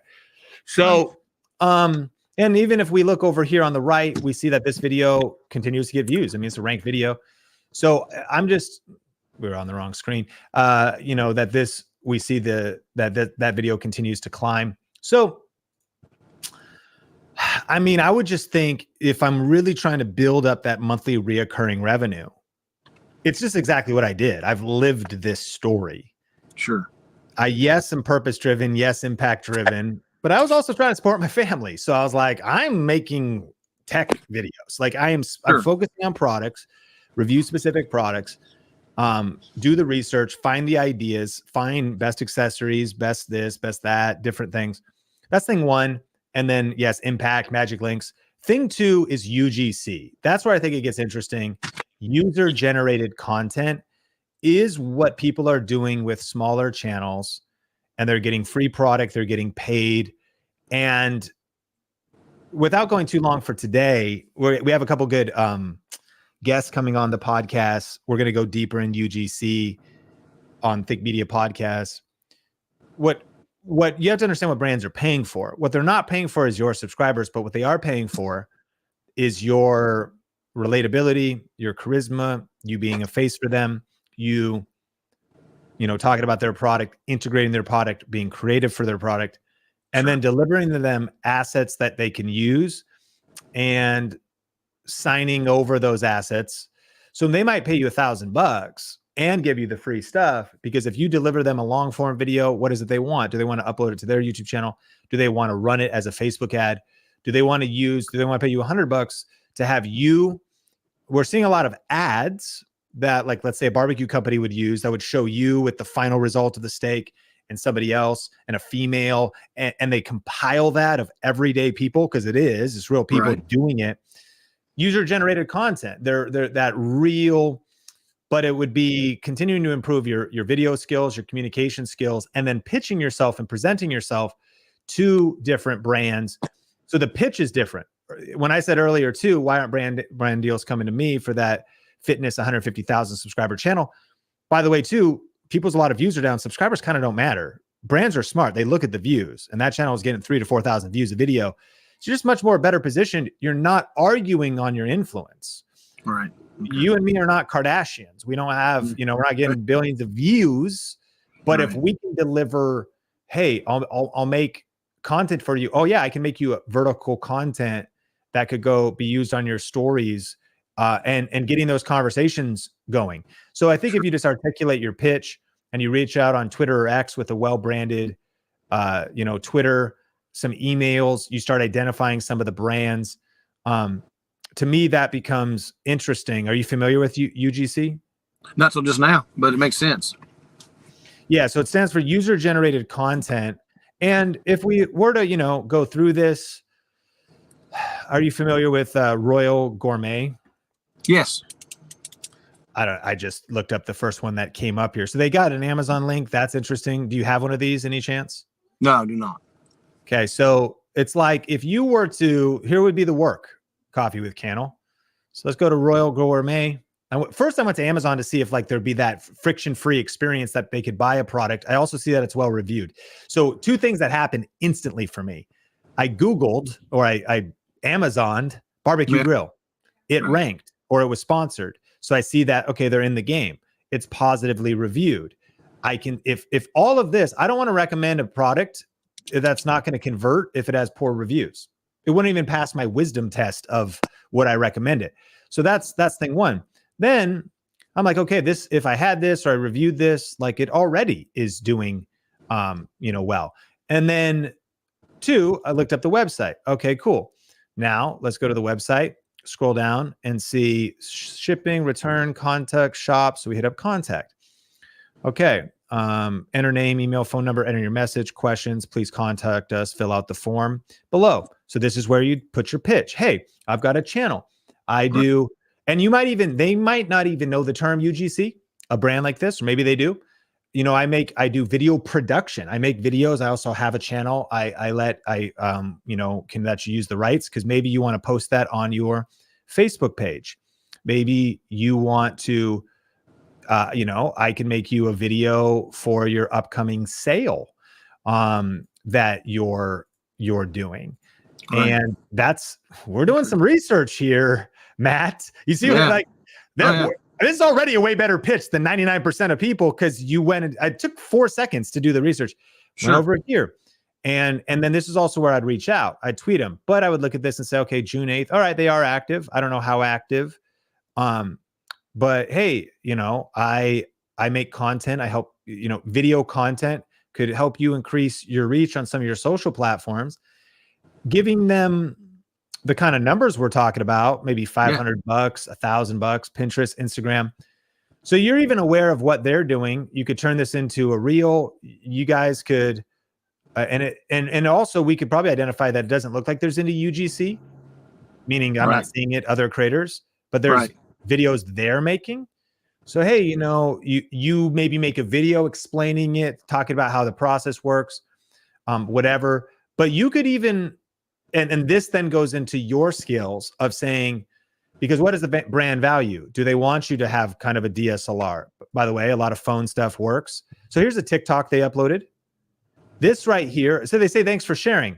This would actually be like unpaid UGC, where they might reach out to somebody who tags them and repost it, which is another thing to just do. Don't just pitch, make them the video and post it. Here's a video I already made for you. Now, the level of work and hustle we're putting into is why it's actually easy to distinguish yourself from the 99%, because it's going to take effort. It's going to take work. And you just going through the process that I just described over and over again, reaching out to different brands, eventually is going to get you a free grill. Eventually is going to get you some money. Eventually is going to get you one deal that leads to another deal that might lead to more and more things. You have thick skin, so you understand that there's going to be rejection in the process, and you're also just starting. And the whole thing is one giant cycle of also leveling you up, right? Because it's leveling up negotiation, sales, communication, the content creation, and just taking whatever deals you can, from accessories to a deep fryer to a grill to all the other deals, and recognizing that a lot of people want to do this. So you're thinking about what, who else you're competing with. Although I would argue, I could count on two hands how many people have emailed Royal Gourmet this month. I'm guessing that. And maybe it's zero. Like that, and also tweeted them and slid in their Instagram DMs to just get a conversation going, and then did that times 50 to 100 different brands. And then the cool thing about that is it growth hacks things. Because again, if you rank the video and they paid you a couple $100, and then you also have the evergreen ranked video getting the affiliate clicks, and then you do that times 100 times, 100 videos later, $5,000 a month reoccurring's coming in. You're that much more influential. You're just growth hacking the whole process. Yeah, that's awesome. So I have done some of those emails like you're talking about, and I've gotten some favorable response, a couple, but I just, it's nice to know that's what's normally done. So I just was like, how much am I reaching out of the box here for this not to be normal? Because the responses, I got some no response at all, and some, I've actually got some affiliate deals, no free product or nothing like that, but at least I've gotten the affiliate link and I've gotten the attachment there, which has been nice. So I guess I was just wondering, at what point do they look at you, and how deeply they look at you when it comes to, your numbers? Are they actually watching your videos? Are they just looking, oh, he's only got 900 subscribers, pass him, go on, you never get a real reason why they say no. And that's kind of what I was getting at, was at what point would somebody look at you? But I guess you're right. If I just go after it, obviously you're right. If I just go after it, who cares what the numbers are, right? Just go after it and go get it and keep trying. So that's what I'll keep doing. Appreciate it. And it's you're playing to your strengths. Cause I mean, you're looking, you've got great content here. You've got, you know, different angles. You've got the ability, but you don't only just shoot your shot. You just keep doing it in the sense of, right. Because they might be too busy, but then you get the right CMO, you get the right chief marketing officer, whatever, they listen. And they've got a little bit of a marketing budget, or they give you a shot. And there's, you know, the good question came in here from Wendy too. In addition to email, should I also reach out to companies on social? I mean, even with where we're at, I remember I got a monitor because I wanted to upgrade a standing desk at my Vegas office and put a monitor on it. So I emailed I emailed, but I actually, Twitter was where now X, I got the response. It was BenQ, it was Acer, it was, you know, 2 other brands. And I tweeted them and I said, in fact, we can look up the tweet because history, I got the receipts. So I think if we go BenQ, America, Sean Cannell, see if we can find this conversation. So here's my template for y'all. I said, hey, do you guys ever collab with YouTubers? This is my channel. Let me know. Here's my team would love to collab on another video with you. Let's connect. Here's an example of the video we did last time. Here's the thing. Not only numbers and have they seen your video, even if you've worked with them before, I would assume they haven't seen your video. Staff changes over, people go on vacation. Sure. So yeah, I think that's a mindset that's really served me. Kind of goes back to like beginner mentality always, is just like feeling entitled to absolutely nothing, even if I got a gold play button sitting behind me. It's like I'm day one. I'm scrappy all the time. I'm going back. I feel entitled to nothing. Not entitled to an audience, not entitled to them open my email. And I'm just aware of how noisy the world is. So I'm going to tweet them once a week, once a month, because if they haven't seen it, hey, do you guys ever work with YouTubers? Thanks for the interest. Our marketing manager will shoot you an email. Sounds good. Thanks for the reply. And it's not just BenQ. That's who we ended up doing. I got the free monitor from. The other 3 brands didn't reply, or one didn't materialize. The other 2 ghosted me. But also, they probably don't manage their Twitter well. Like, right. So I also frame things like you could say they hate me. I'm too small. It's a reflection of me, which is not very helpful. Even if that's true, I would rather think, they're busy. They didn't see it. I'll keep trying. And I know that at the right time in the right moment, when I can actually get their attention, that it could lead to something powerful. And I got no expectations, but I'm going to keep trying. And until they say, stop tweeting us, like the only reason I would stop is if they say stop. Right. I'm assuming if they're not replying, they're just not seeing it. Right. Maybe they're annoyed, maybe they're not, but there's nothing to lose. And chances are they are not, because of people are all busy and there's humans behind everything we're talking about, right? Right. There's a new marketing manager, a new social media manager. That person's watching Netflix instead of working. That sucks because the brand would want to work with you, but the person that's there is like not actually, you never know. So you got to just the level of, that's what I think we underestimate as entrepreneurs, is a lot of times people are doing the right things. They're just not doing enough of them. And oftentimes it's the volume, just increasing the volume. This isn't hustle culture, sustainable pace over time. Not even looking for viral spikes. I'm just looking for, man, I just want to keep doing the right things, keep doing the fundamentals over and over and over again, because it's a matter of inputs and outputs. And if I do enough inputs, the outputs are going to come. Amen. Perfect. Cool, man. All right. I think we covered a lot there. Let's hit Sam real quick. Sam, do you have any thoughts on the channel? Anything from Matt?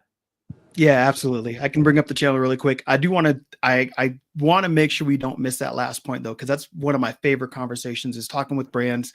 And a lot of times people skip ahead to the part where Sean said, we have a brand deal with Canon. And they missed the part where Sean said, we've sold hundreds of thousands of dollars of Canon cameras before they talked to us. Right.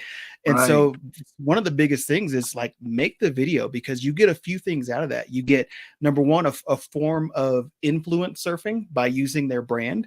You get that familiarity bias with your video because people already know who these brands are. Right. And so you make that video. And then people automatically kind of start to gravitate toward, okay, they're talking about this brand that I know that I love. I'll look at the video. And then in relation to the brand deal, you get a proof of concept, because if you have a video that starts to perform, you can now go to that brand and say, hey, look, I made this video that's already getting 1,000 views, getting hundreds of thousands of views. Let's talk some numbers now, right? So I just wanted to make sure that we didn't miss that point, because I absolutely love this conversation. I love it too. That's good stuff. Yeah. Good stuff. And so with that being said, I know you've got a lot of notes. You've been taking a lot of notes, and a lot of stuff came out of that. So looking at the channel, I just want to hit on a couple of things. I think the brand is really good. I like Grumpy's Great Outdoors. And so just kind of going down, checking off some of the boxes. I would update your description.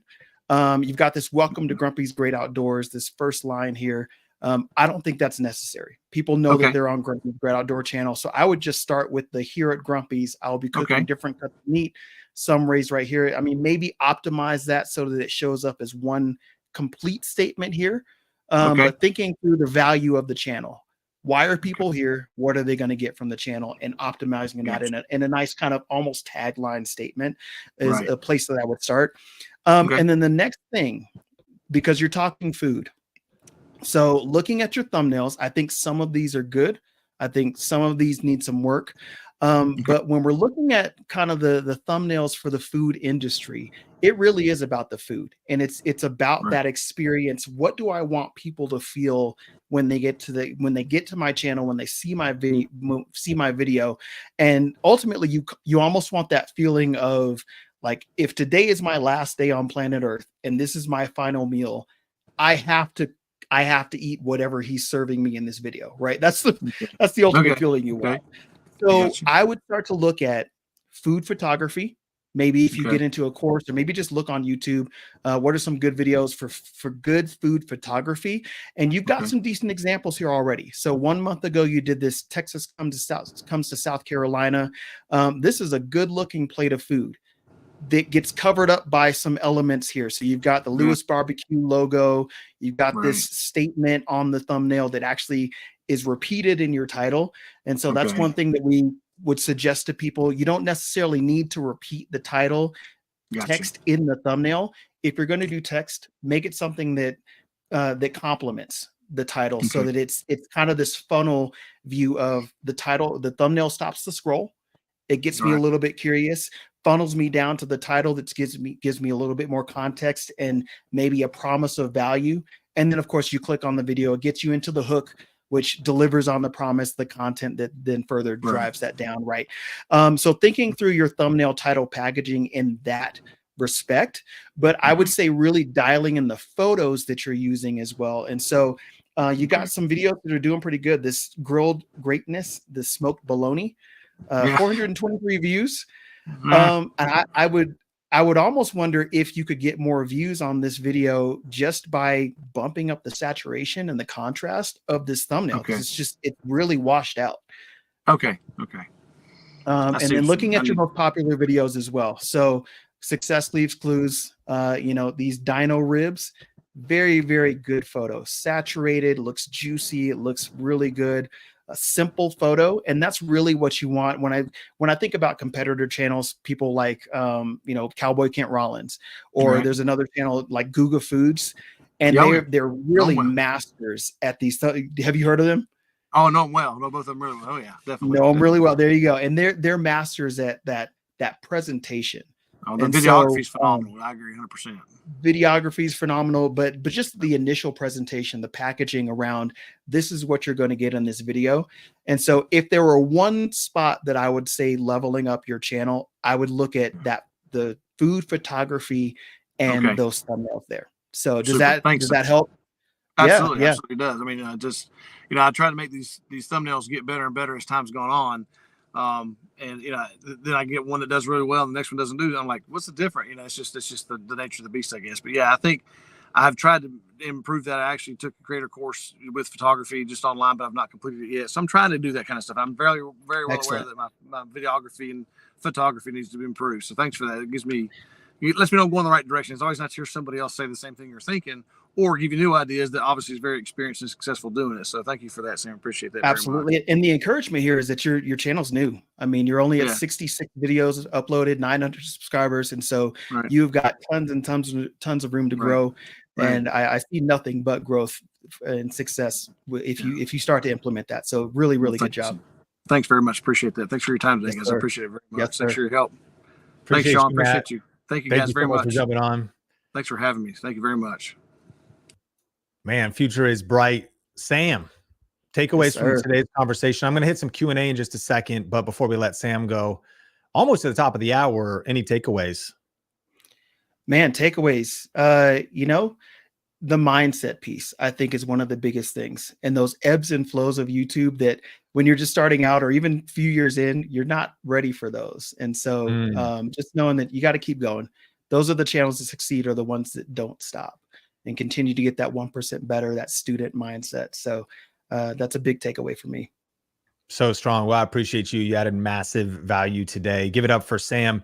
We got some questions, and so I'm going to get through as many as I can here as well. But today's video is brought to you by vidIQ.com. Shout out.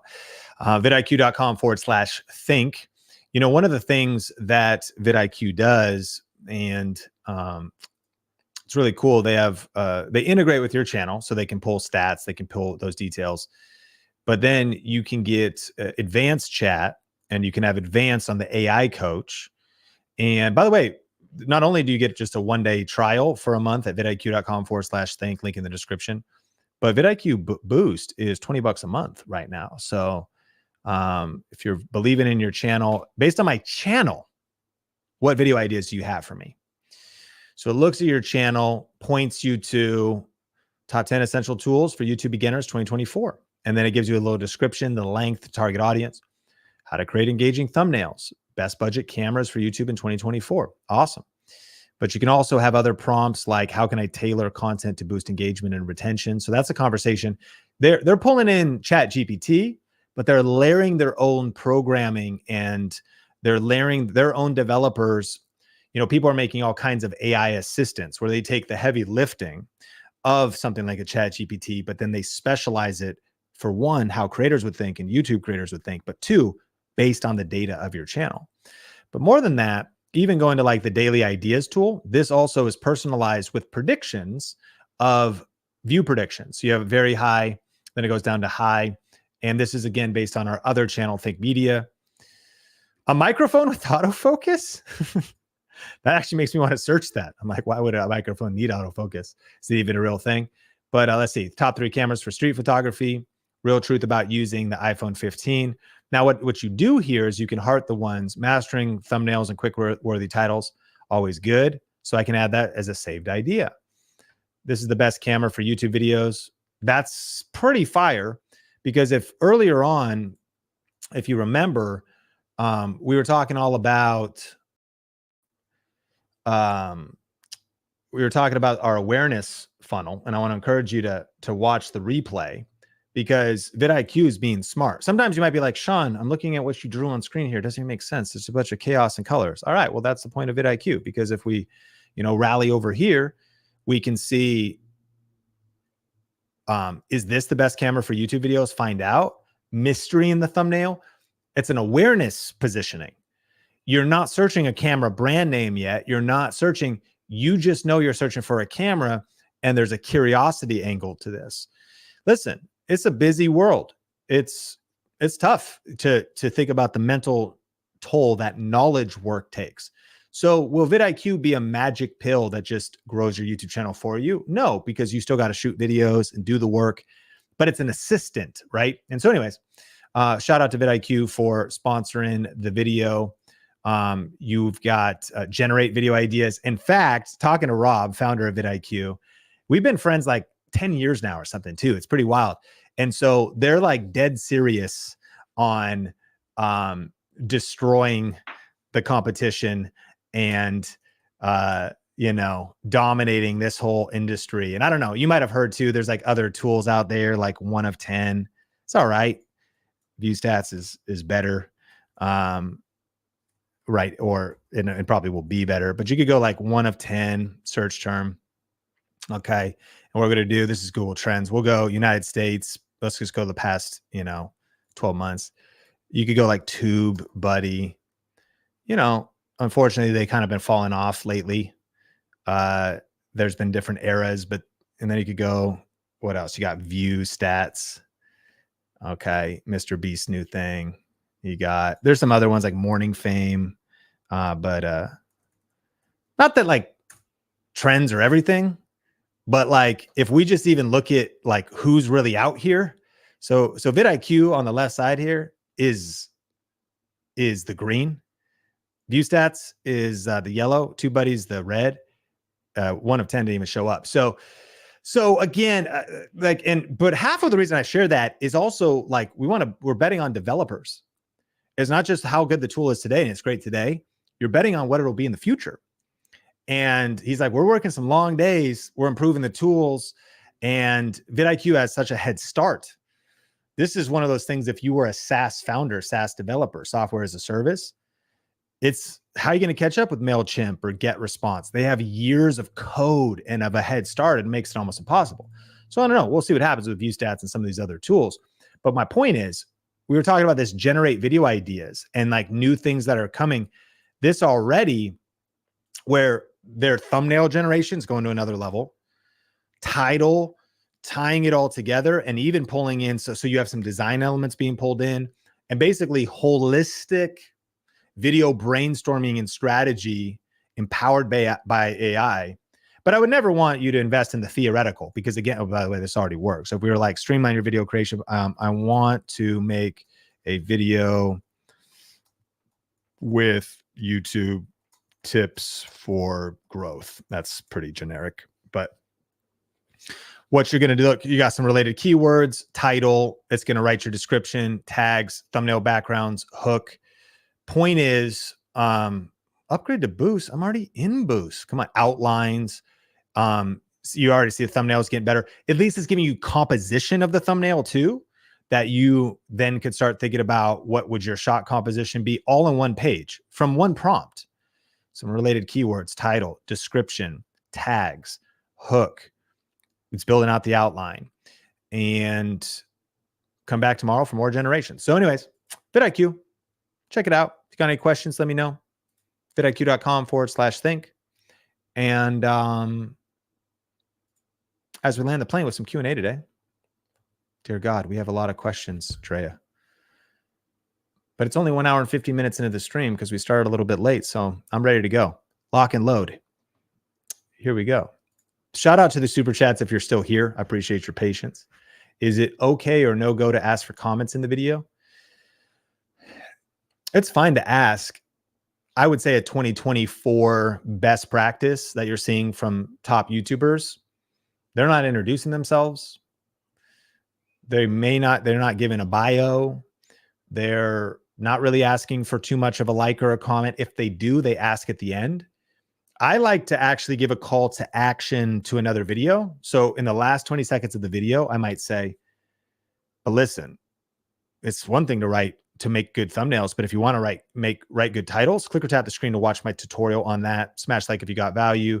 Drop a comment with any feedback. My name is Sean Cannell, your guide to building a profitable YouTube channel, and I'll see you in the next one. So that was like 10 seconds, 13 seconds. So my call to action is to watch another video, and then I say this stuff, and there's barely anybody there at the end, or a lot less.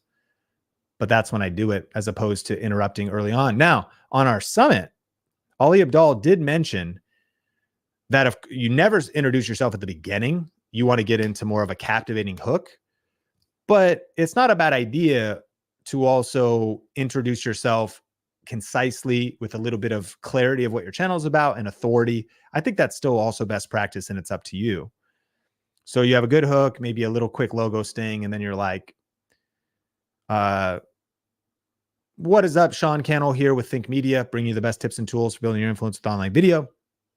Today, we're going to go into, or welcome back to Think Media.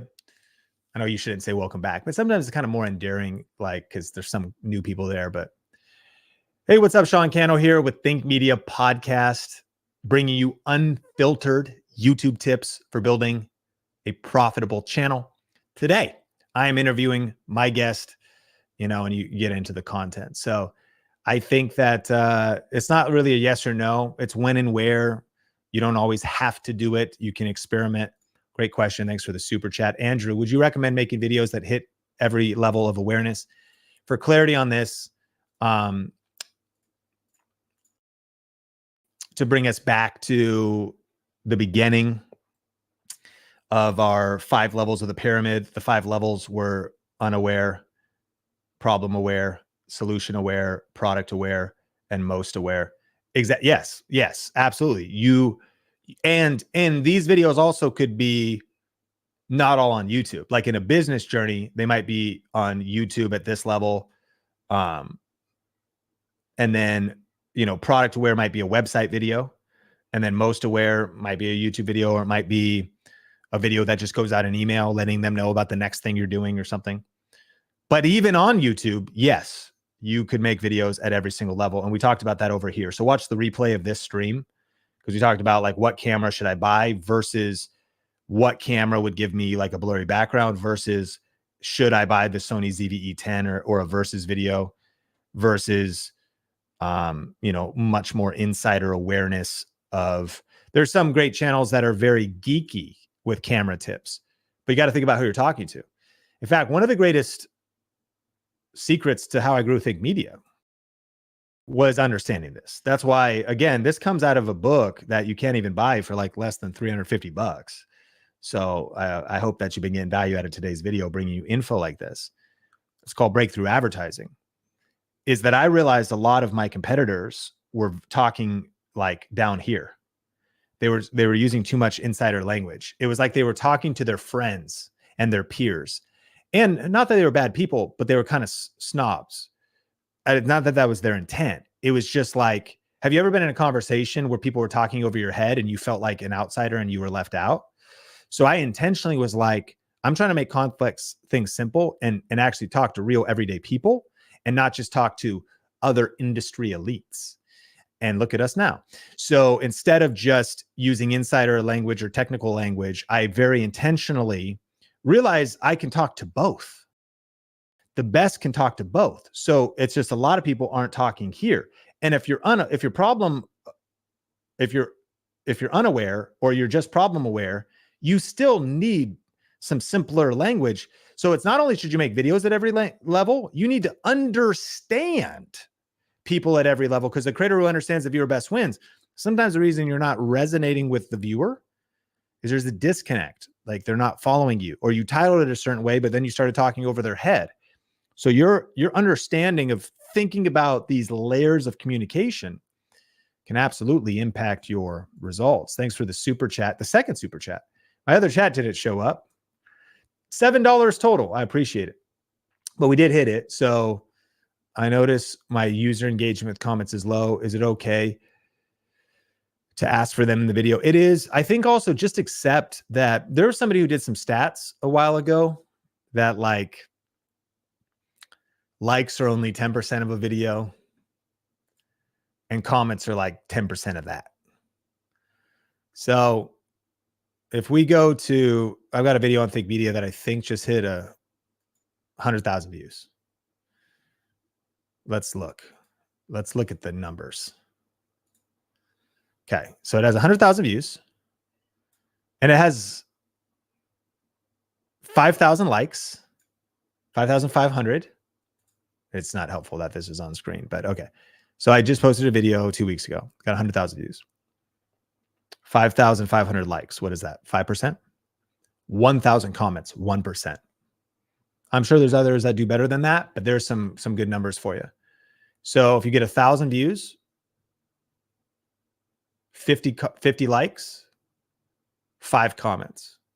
Now you might be like, I'm still getting no comments, and it's like, what views? Shorts is going to be different. I'm talking about long form. But a lot of times you just and if you're like, well, I got 446 views, you're not even playing with numbers that are necessarily big enough. But engagement is a good question, because this is why brands say how much engagement is there. Comments and likes or dislikes are positive signals, important signals that are feedback loops that your content is resonating. The other thing that could be happening, like the real issue there, could be that you're getting the views, but whatever views you get, your audience retention curve is so bad, if it's literally like this, that for some, the topic or the title was good, but you didn't hold people's retention when what you at least want it to be like this. And thus expecting there to be a lot of, likes and comments. It's like, well, people got the click, but they bailed. So it didn't really, you're not getting, and if you asked, if the call to comment, let's call it the C2C, was here, well, they didn't even see it if it's this red line. So you, if you study your analytics, just because you got 1,000 views or 5,000 views, it might be because, again, the topic was good and the title was good and people clicked on it and they watched a few seconds. But by the way, engagement would also be average view duration. It would be likes, comments, average view duration. So this is a form of engagement, and this happening, like views plus average view duration, should also lead to comments. And again, there's people who I'm sure are getting better numbers, but I just told, on a 5,000 viewed video, on a 100,000 viewed video, I only got 5% likes, and I got 1% comments. So that's my numbers. Let me know what your numbers are. Leave me a comment. Go look at one of your videos that has performed best. How many likes and how many comments did it get? And if you could do the math for me percentage wise, I'd appreciate it. I am curious what your numbers are. Following you for 4 years, member of Video Ranking Academy. Appreciate you. Can you give more examples of being successful with video scripture-based YouTube channel? The biggest examples for me is it could be things like scriptures for sleep.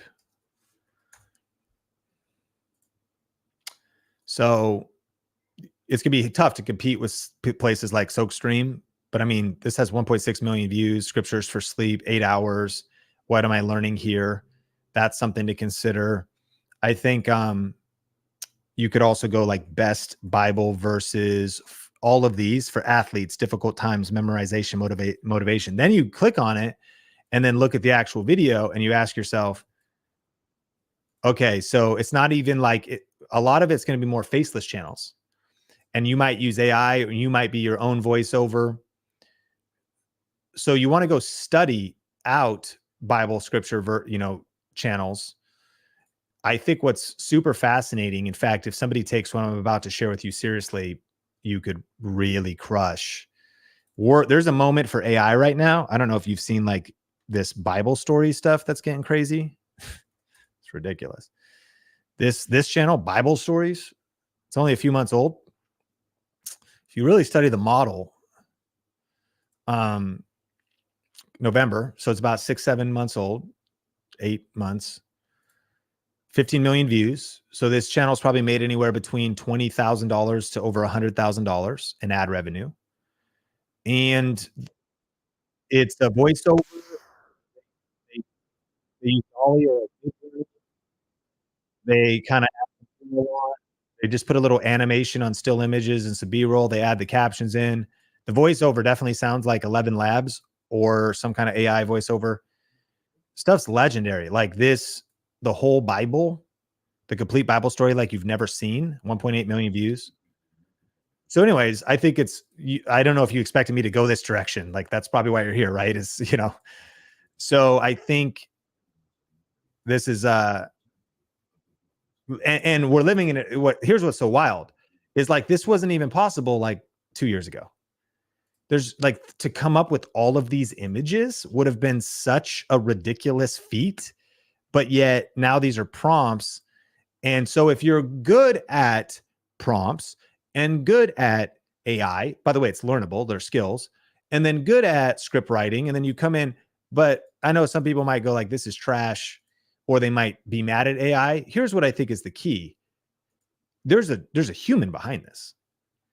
There's still like, it's not just AI garbage. I would say this channel, there certainly is channels that could be and are, and that is going to be a problem or just be annoying. But I think it's like, if you sat there and told me talking head, like the Old Testament, and like read this script to me, you know, if I just was like, in this video, you will learn in detail the entire Old Testament, you'd be like, all right, like Sean's studio is cool, but like, that's not as cool as this gigantic, beautiful, crazy picture. It's like visual, you know, it's just, you know, a script and you're going through. Well, it's because of AI. So, I mean, you gotta be on your toes right now. You gotta learn, level up. And by the way, I'm all for non-AI channels. Like, so what do you want to do? Do you want to do Bible teaching? Are you more positioned as a speaker, teacher, itinerant minister? And then you get into different channels. Are you reacting to stuff? Are you tying in the Bible to culture? There's all kinds of different formats. You know, I want to actually encourage you. I think, yeah, you're in VRA. So William, I appreciate you being a part of VRA. If you haven't watched VRA Masters, we talk about this stuff. And in VRA Masters, we talk about formats. So like you said, successful video scripture channels, what happens is if you're like a one-trick pony, if you're a one-tool baseball player, you're like, I do talking head videos. I talk to the camera. Well, that's one way, but you could also do faceless videos. You could also do react videos. You could also do AI videos paired with you being on screen. So just a lot of layers and levels to what you could do. Great question. With some of Think's recent restructuring, can you talk about the mindset you having other creators and faces for your channels and when to diversify personalities? I would point you to my friend Scott Rafidi's channel. Just did an interview with me, and I talk about that at length there. I'd say probably for most people, you probably shouldn't diversify personalities. The big takeaway is like, it's self-awareness. What are you trying to build? Like, as if it's just like stage 1, side hustle. Stage 2, do it by yourself. Stage 3, start scaling your personal brand. Stage 4, and you have to do it. Start getting other people. Like, do you want to do that? What's your vision? Where do you want us all to go? What's your ideal situation in 5 to 10 years? What are you solving for? Are you solving for lifestyle, family, impact, but also like a business that, you know, supports your family and gives you a lot of freedom? Are you solving for like global impact, scaling? How much do you want to work? Let's assume money's not an issue, or let's say we solve the money problem. Would you stop working if you had unlimited money? I wouldn't, because money's not the motivator. I'm motivated by money because I would be out of business if cash flow is oxygen for a business, and nobody's going to work for you if their paychecks don't clear. They're not, it's not a volunteer. It's not going to last very long. So don't get me wrong. I'm serious about getting the bag. You need money for the mission, but you get what I'm saying. But that's a self-awareness question. It's not bad if I think money's, you're like, figure out simple channel that earns enough money so that I can do X. These are the good questions. And for more on that, check out my interview on the Rafidi channel.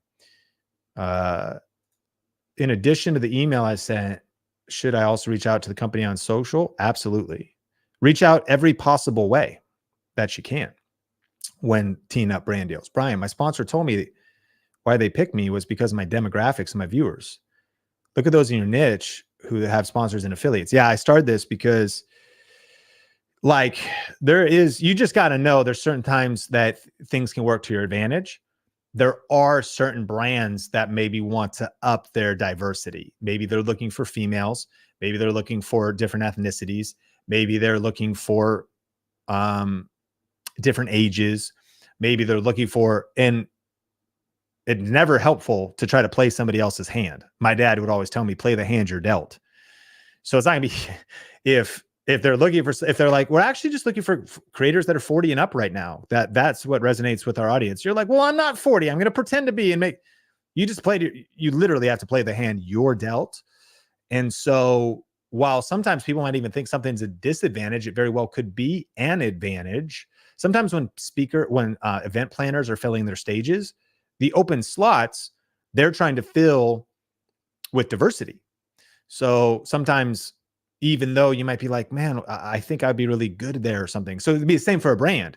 They're maybe trying to fill their creators, and you're like, it doesn't make sense. Everything on paper seems to calculate like they should work with me. And you're like, yeah, well, you don't know how they're making the decision. And so maybe they're looking for a younger Indian creator because of their initiatives. And so if you're not young or Indian, then you would not get selected in that round. Maybe they're not allowed to actually do that too, based on laws, if it's a US company, because even that would be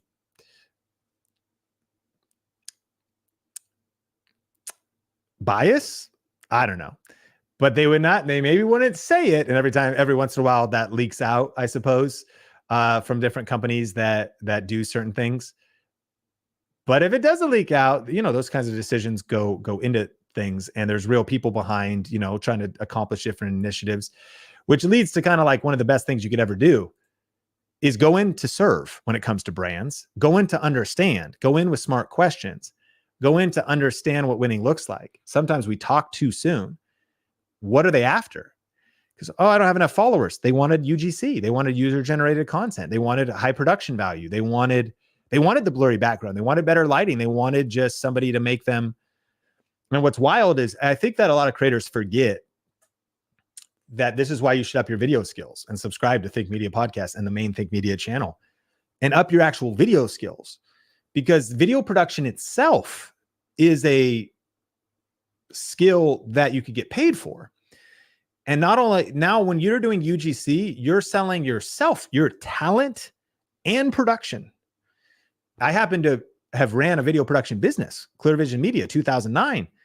So if they were like, yeah, we need to hire an actor, we need to hire talent, and we need the video producer, the editor, the skills you're learning by going on this YouTube journey are crazy valuable, probably in ways you haven't considered. Strategy, AI, positioning, design. So just keep getting 1% better, because the ability to monetize your skills and then to start thinking about what that's worth, you don't need a big following. You get in front of some people you do need skills, with the ability to communicate, be on camera, be yourself. And what's cool is creators or brands really do want diversity, meaning this is not just for the supermodels and the super fit. Brands want everyday relatable people. And so if you bring kind of like whatever you could bring to the table, a little bit of your humor or even your awkwardness or your creativity, but nevertheless skills, the ability to storytell, package content, edit, light, settings, understand cameras, deliver a final, product. There's a lot of skills to learn. But what's kind of cool is we're just living in a world where authenticity is the new currency. So brands don't just want, we see it everywhere, they want real everyday people. And so this UGC, user-generated content wave, is a big deal, which is also, by the way, if you're not subscribed to this Think Media channel, Think Media Podcast, we're bringing on some UGC experts on coming podcast episodes. Drea, do you have a link for Elite VRA or the highest one for Q&A calls? We'll drop that too. What John's asking about here, in case you're curious or you're new to our world. One, listen, if we're not trying to sell you anything, we kind of are actually. But here's our attitude, because you're like, yeah, you are, like you're about to. Okay, I get it. But listen, like, hang out with us. We're chill, no pressure. Watch the free content, listen to the podcast, watch the free videos. We truly are a mission-driven company, and we just hope we can serve you. And ever I get a little bit of criticism, like, I can't believe, whatever, you have a course or something. I'm like, what are you talking? Like, we post 2 podcasts a week and they're fire. Like, I just did this training at the beginning. You didn't have to buy the $350 breakthrough advertising book and like actually read it. Like, you could just, hang out. So I hope you're getting value for free. And I want you to chill with us, and like, there's no pressure. What I understand though, is that if we're going to serve you at the highest level, that we have products and programs that can just help you go faster, right? And help support you, not just with the information, but also with coaching and accountability. So we have a do-it-yourself level. It's called Video Reiki Academy. We have a group coaching level where now you're in a group, a smaller group, and you're connected now with the Think Media coaches. That's called VRA Elite. And then we have VRA Accelerator, which is one-on-one. So there's like a DIY level, a group coaching level, and a one-on-one level. And we'll drop links in the description if you want to check those out. And if not, cool, no worries, no harm, no foul. Chill with us. Or perhaps later on, after implementing a lot of the free information, please go execute on this stuff, make some money, and reinvest it back in your business. Even if it's not with us, the best investment you can make with the highest returns is investing in your own skills and back in your business. Gear, events, travel, if it's strategic, home office, education, books, courses, mentoring, coaching. I've spent more money in the last 6 months on coaching than I ever have in my life. Around 60 grand in the last 6 months. And that was a number that I couldn't have afforded years ago, but we live this at Think Media. We have an unlimited book budget for our team at Think Media, basically an unlimited course budget. We buy courses all the time. We buy tools, we buy course because I remember this one quote that it's like learning from Eric Ries. Eric Ries quote on learning. The faster we fail, the more we learn. If you cannot fail, you cannot learn. That's not the quote. The only way to win is to learn faster than anybody else. Eric Ries is a startup founder expert. I think he wrote The Lean Startup. My friends, again, it's not a pitch. It might sound like one, but it's really not. This is just true that in a 2024 world, the only way to win is to learn faster than anyone else. So you better be working outwork, outlearn, out-strategize, outlast. And so invest in yourself and invest in yourself. Get vidIQ for free. So if you're like, listen, you can watch Think Media podcast for free, Think Media for free. You could use vidIQ for free. You can use your phone that you already have. That's not free because you're still paying off T-Mobile and AT&T. And so, but freaking hustle and like follow and implement what we're doing. And then whether you work with us in the future or not. Anyways, because we're living through a really incredible era, and then investing in yourself just helps you go faster once the money starts coming in. So we want to serve you at whatever level. We're here to help. And I appreciate you for being a part of our community. We've received partnership emails from Magic Links. Wasn't sure if it's legit. It is legit. We have used it. However, always be careful with anything. And please check the actual email sender, because everyone's trying to scam everybody. Or there's like all these email phishing scams and stuff. So people could pretend to be YouTube. They could pretend to be Magic Links. And it usually is pretty telling because the subject line can look good. Sometimes there's logos in there and it looks good. The email looks legit. But then the sender is like J5B2 thing at YT. And it's like, if it's not from youtube.com, magiclinks.com, be careful.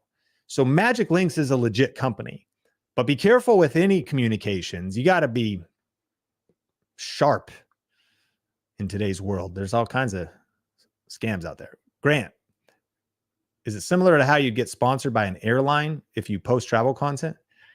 Yeah. The content you post is going to be magnetic to the brands you can attract. It's going to be hard to get travel sponsorships, perhaps if you're not a travel channel. It's going to be hard to get camera sponsorships if you aren't a tech channel, right?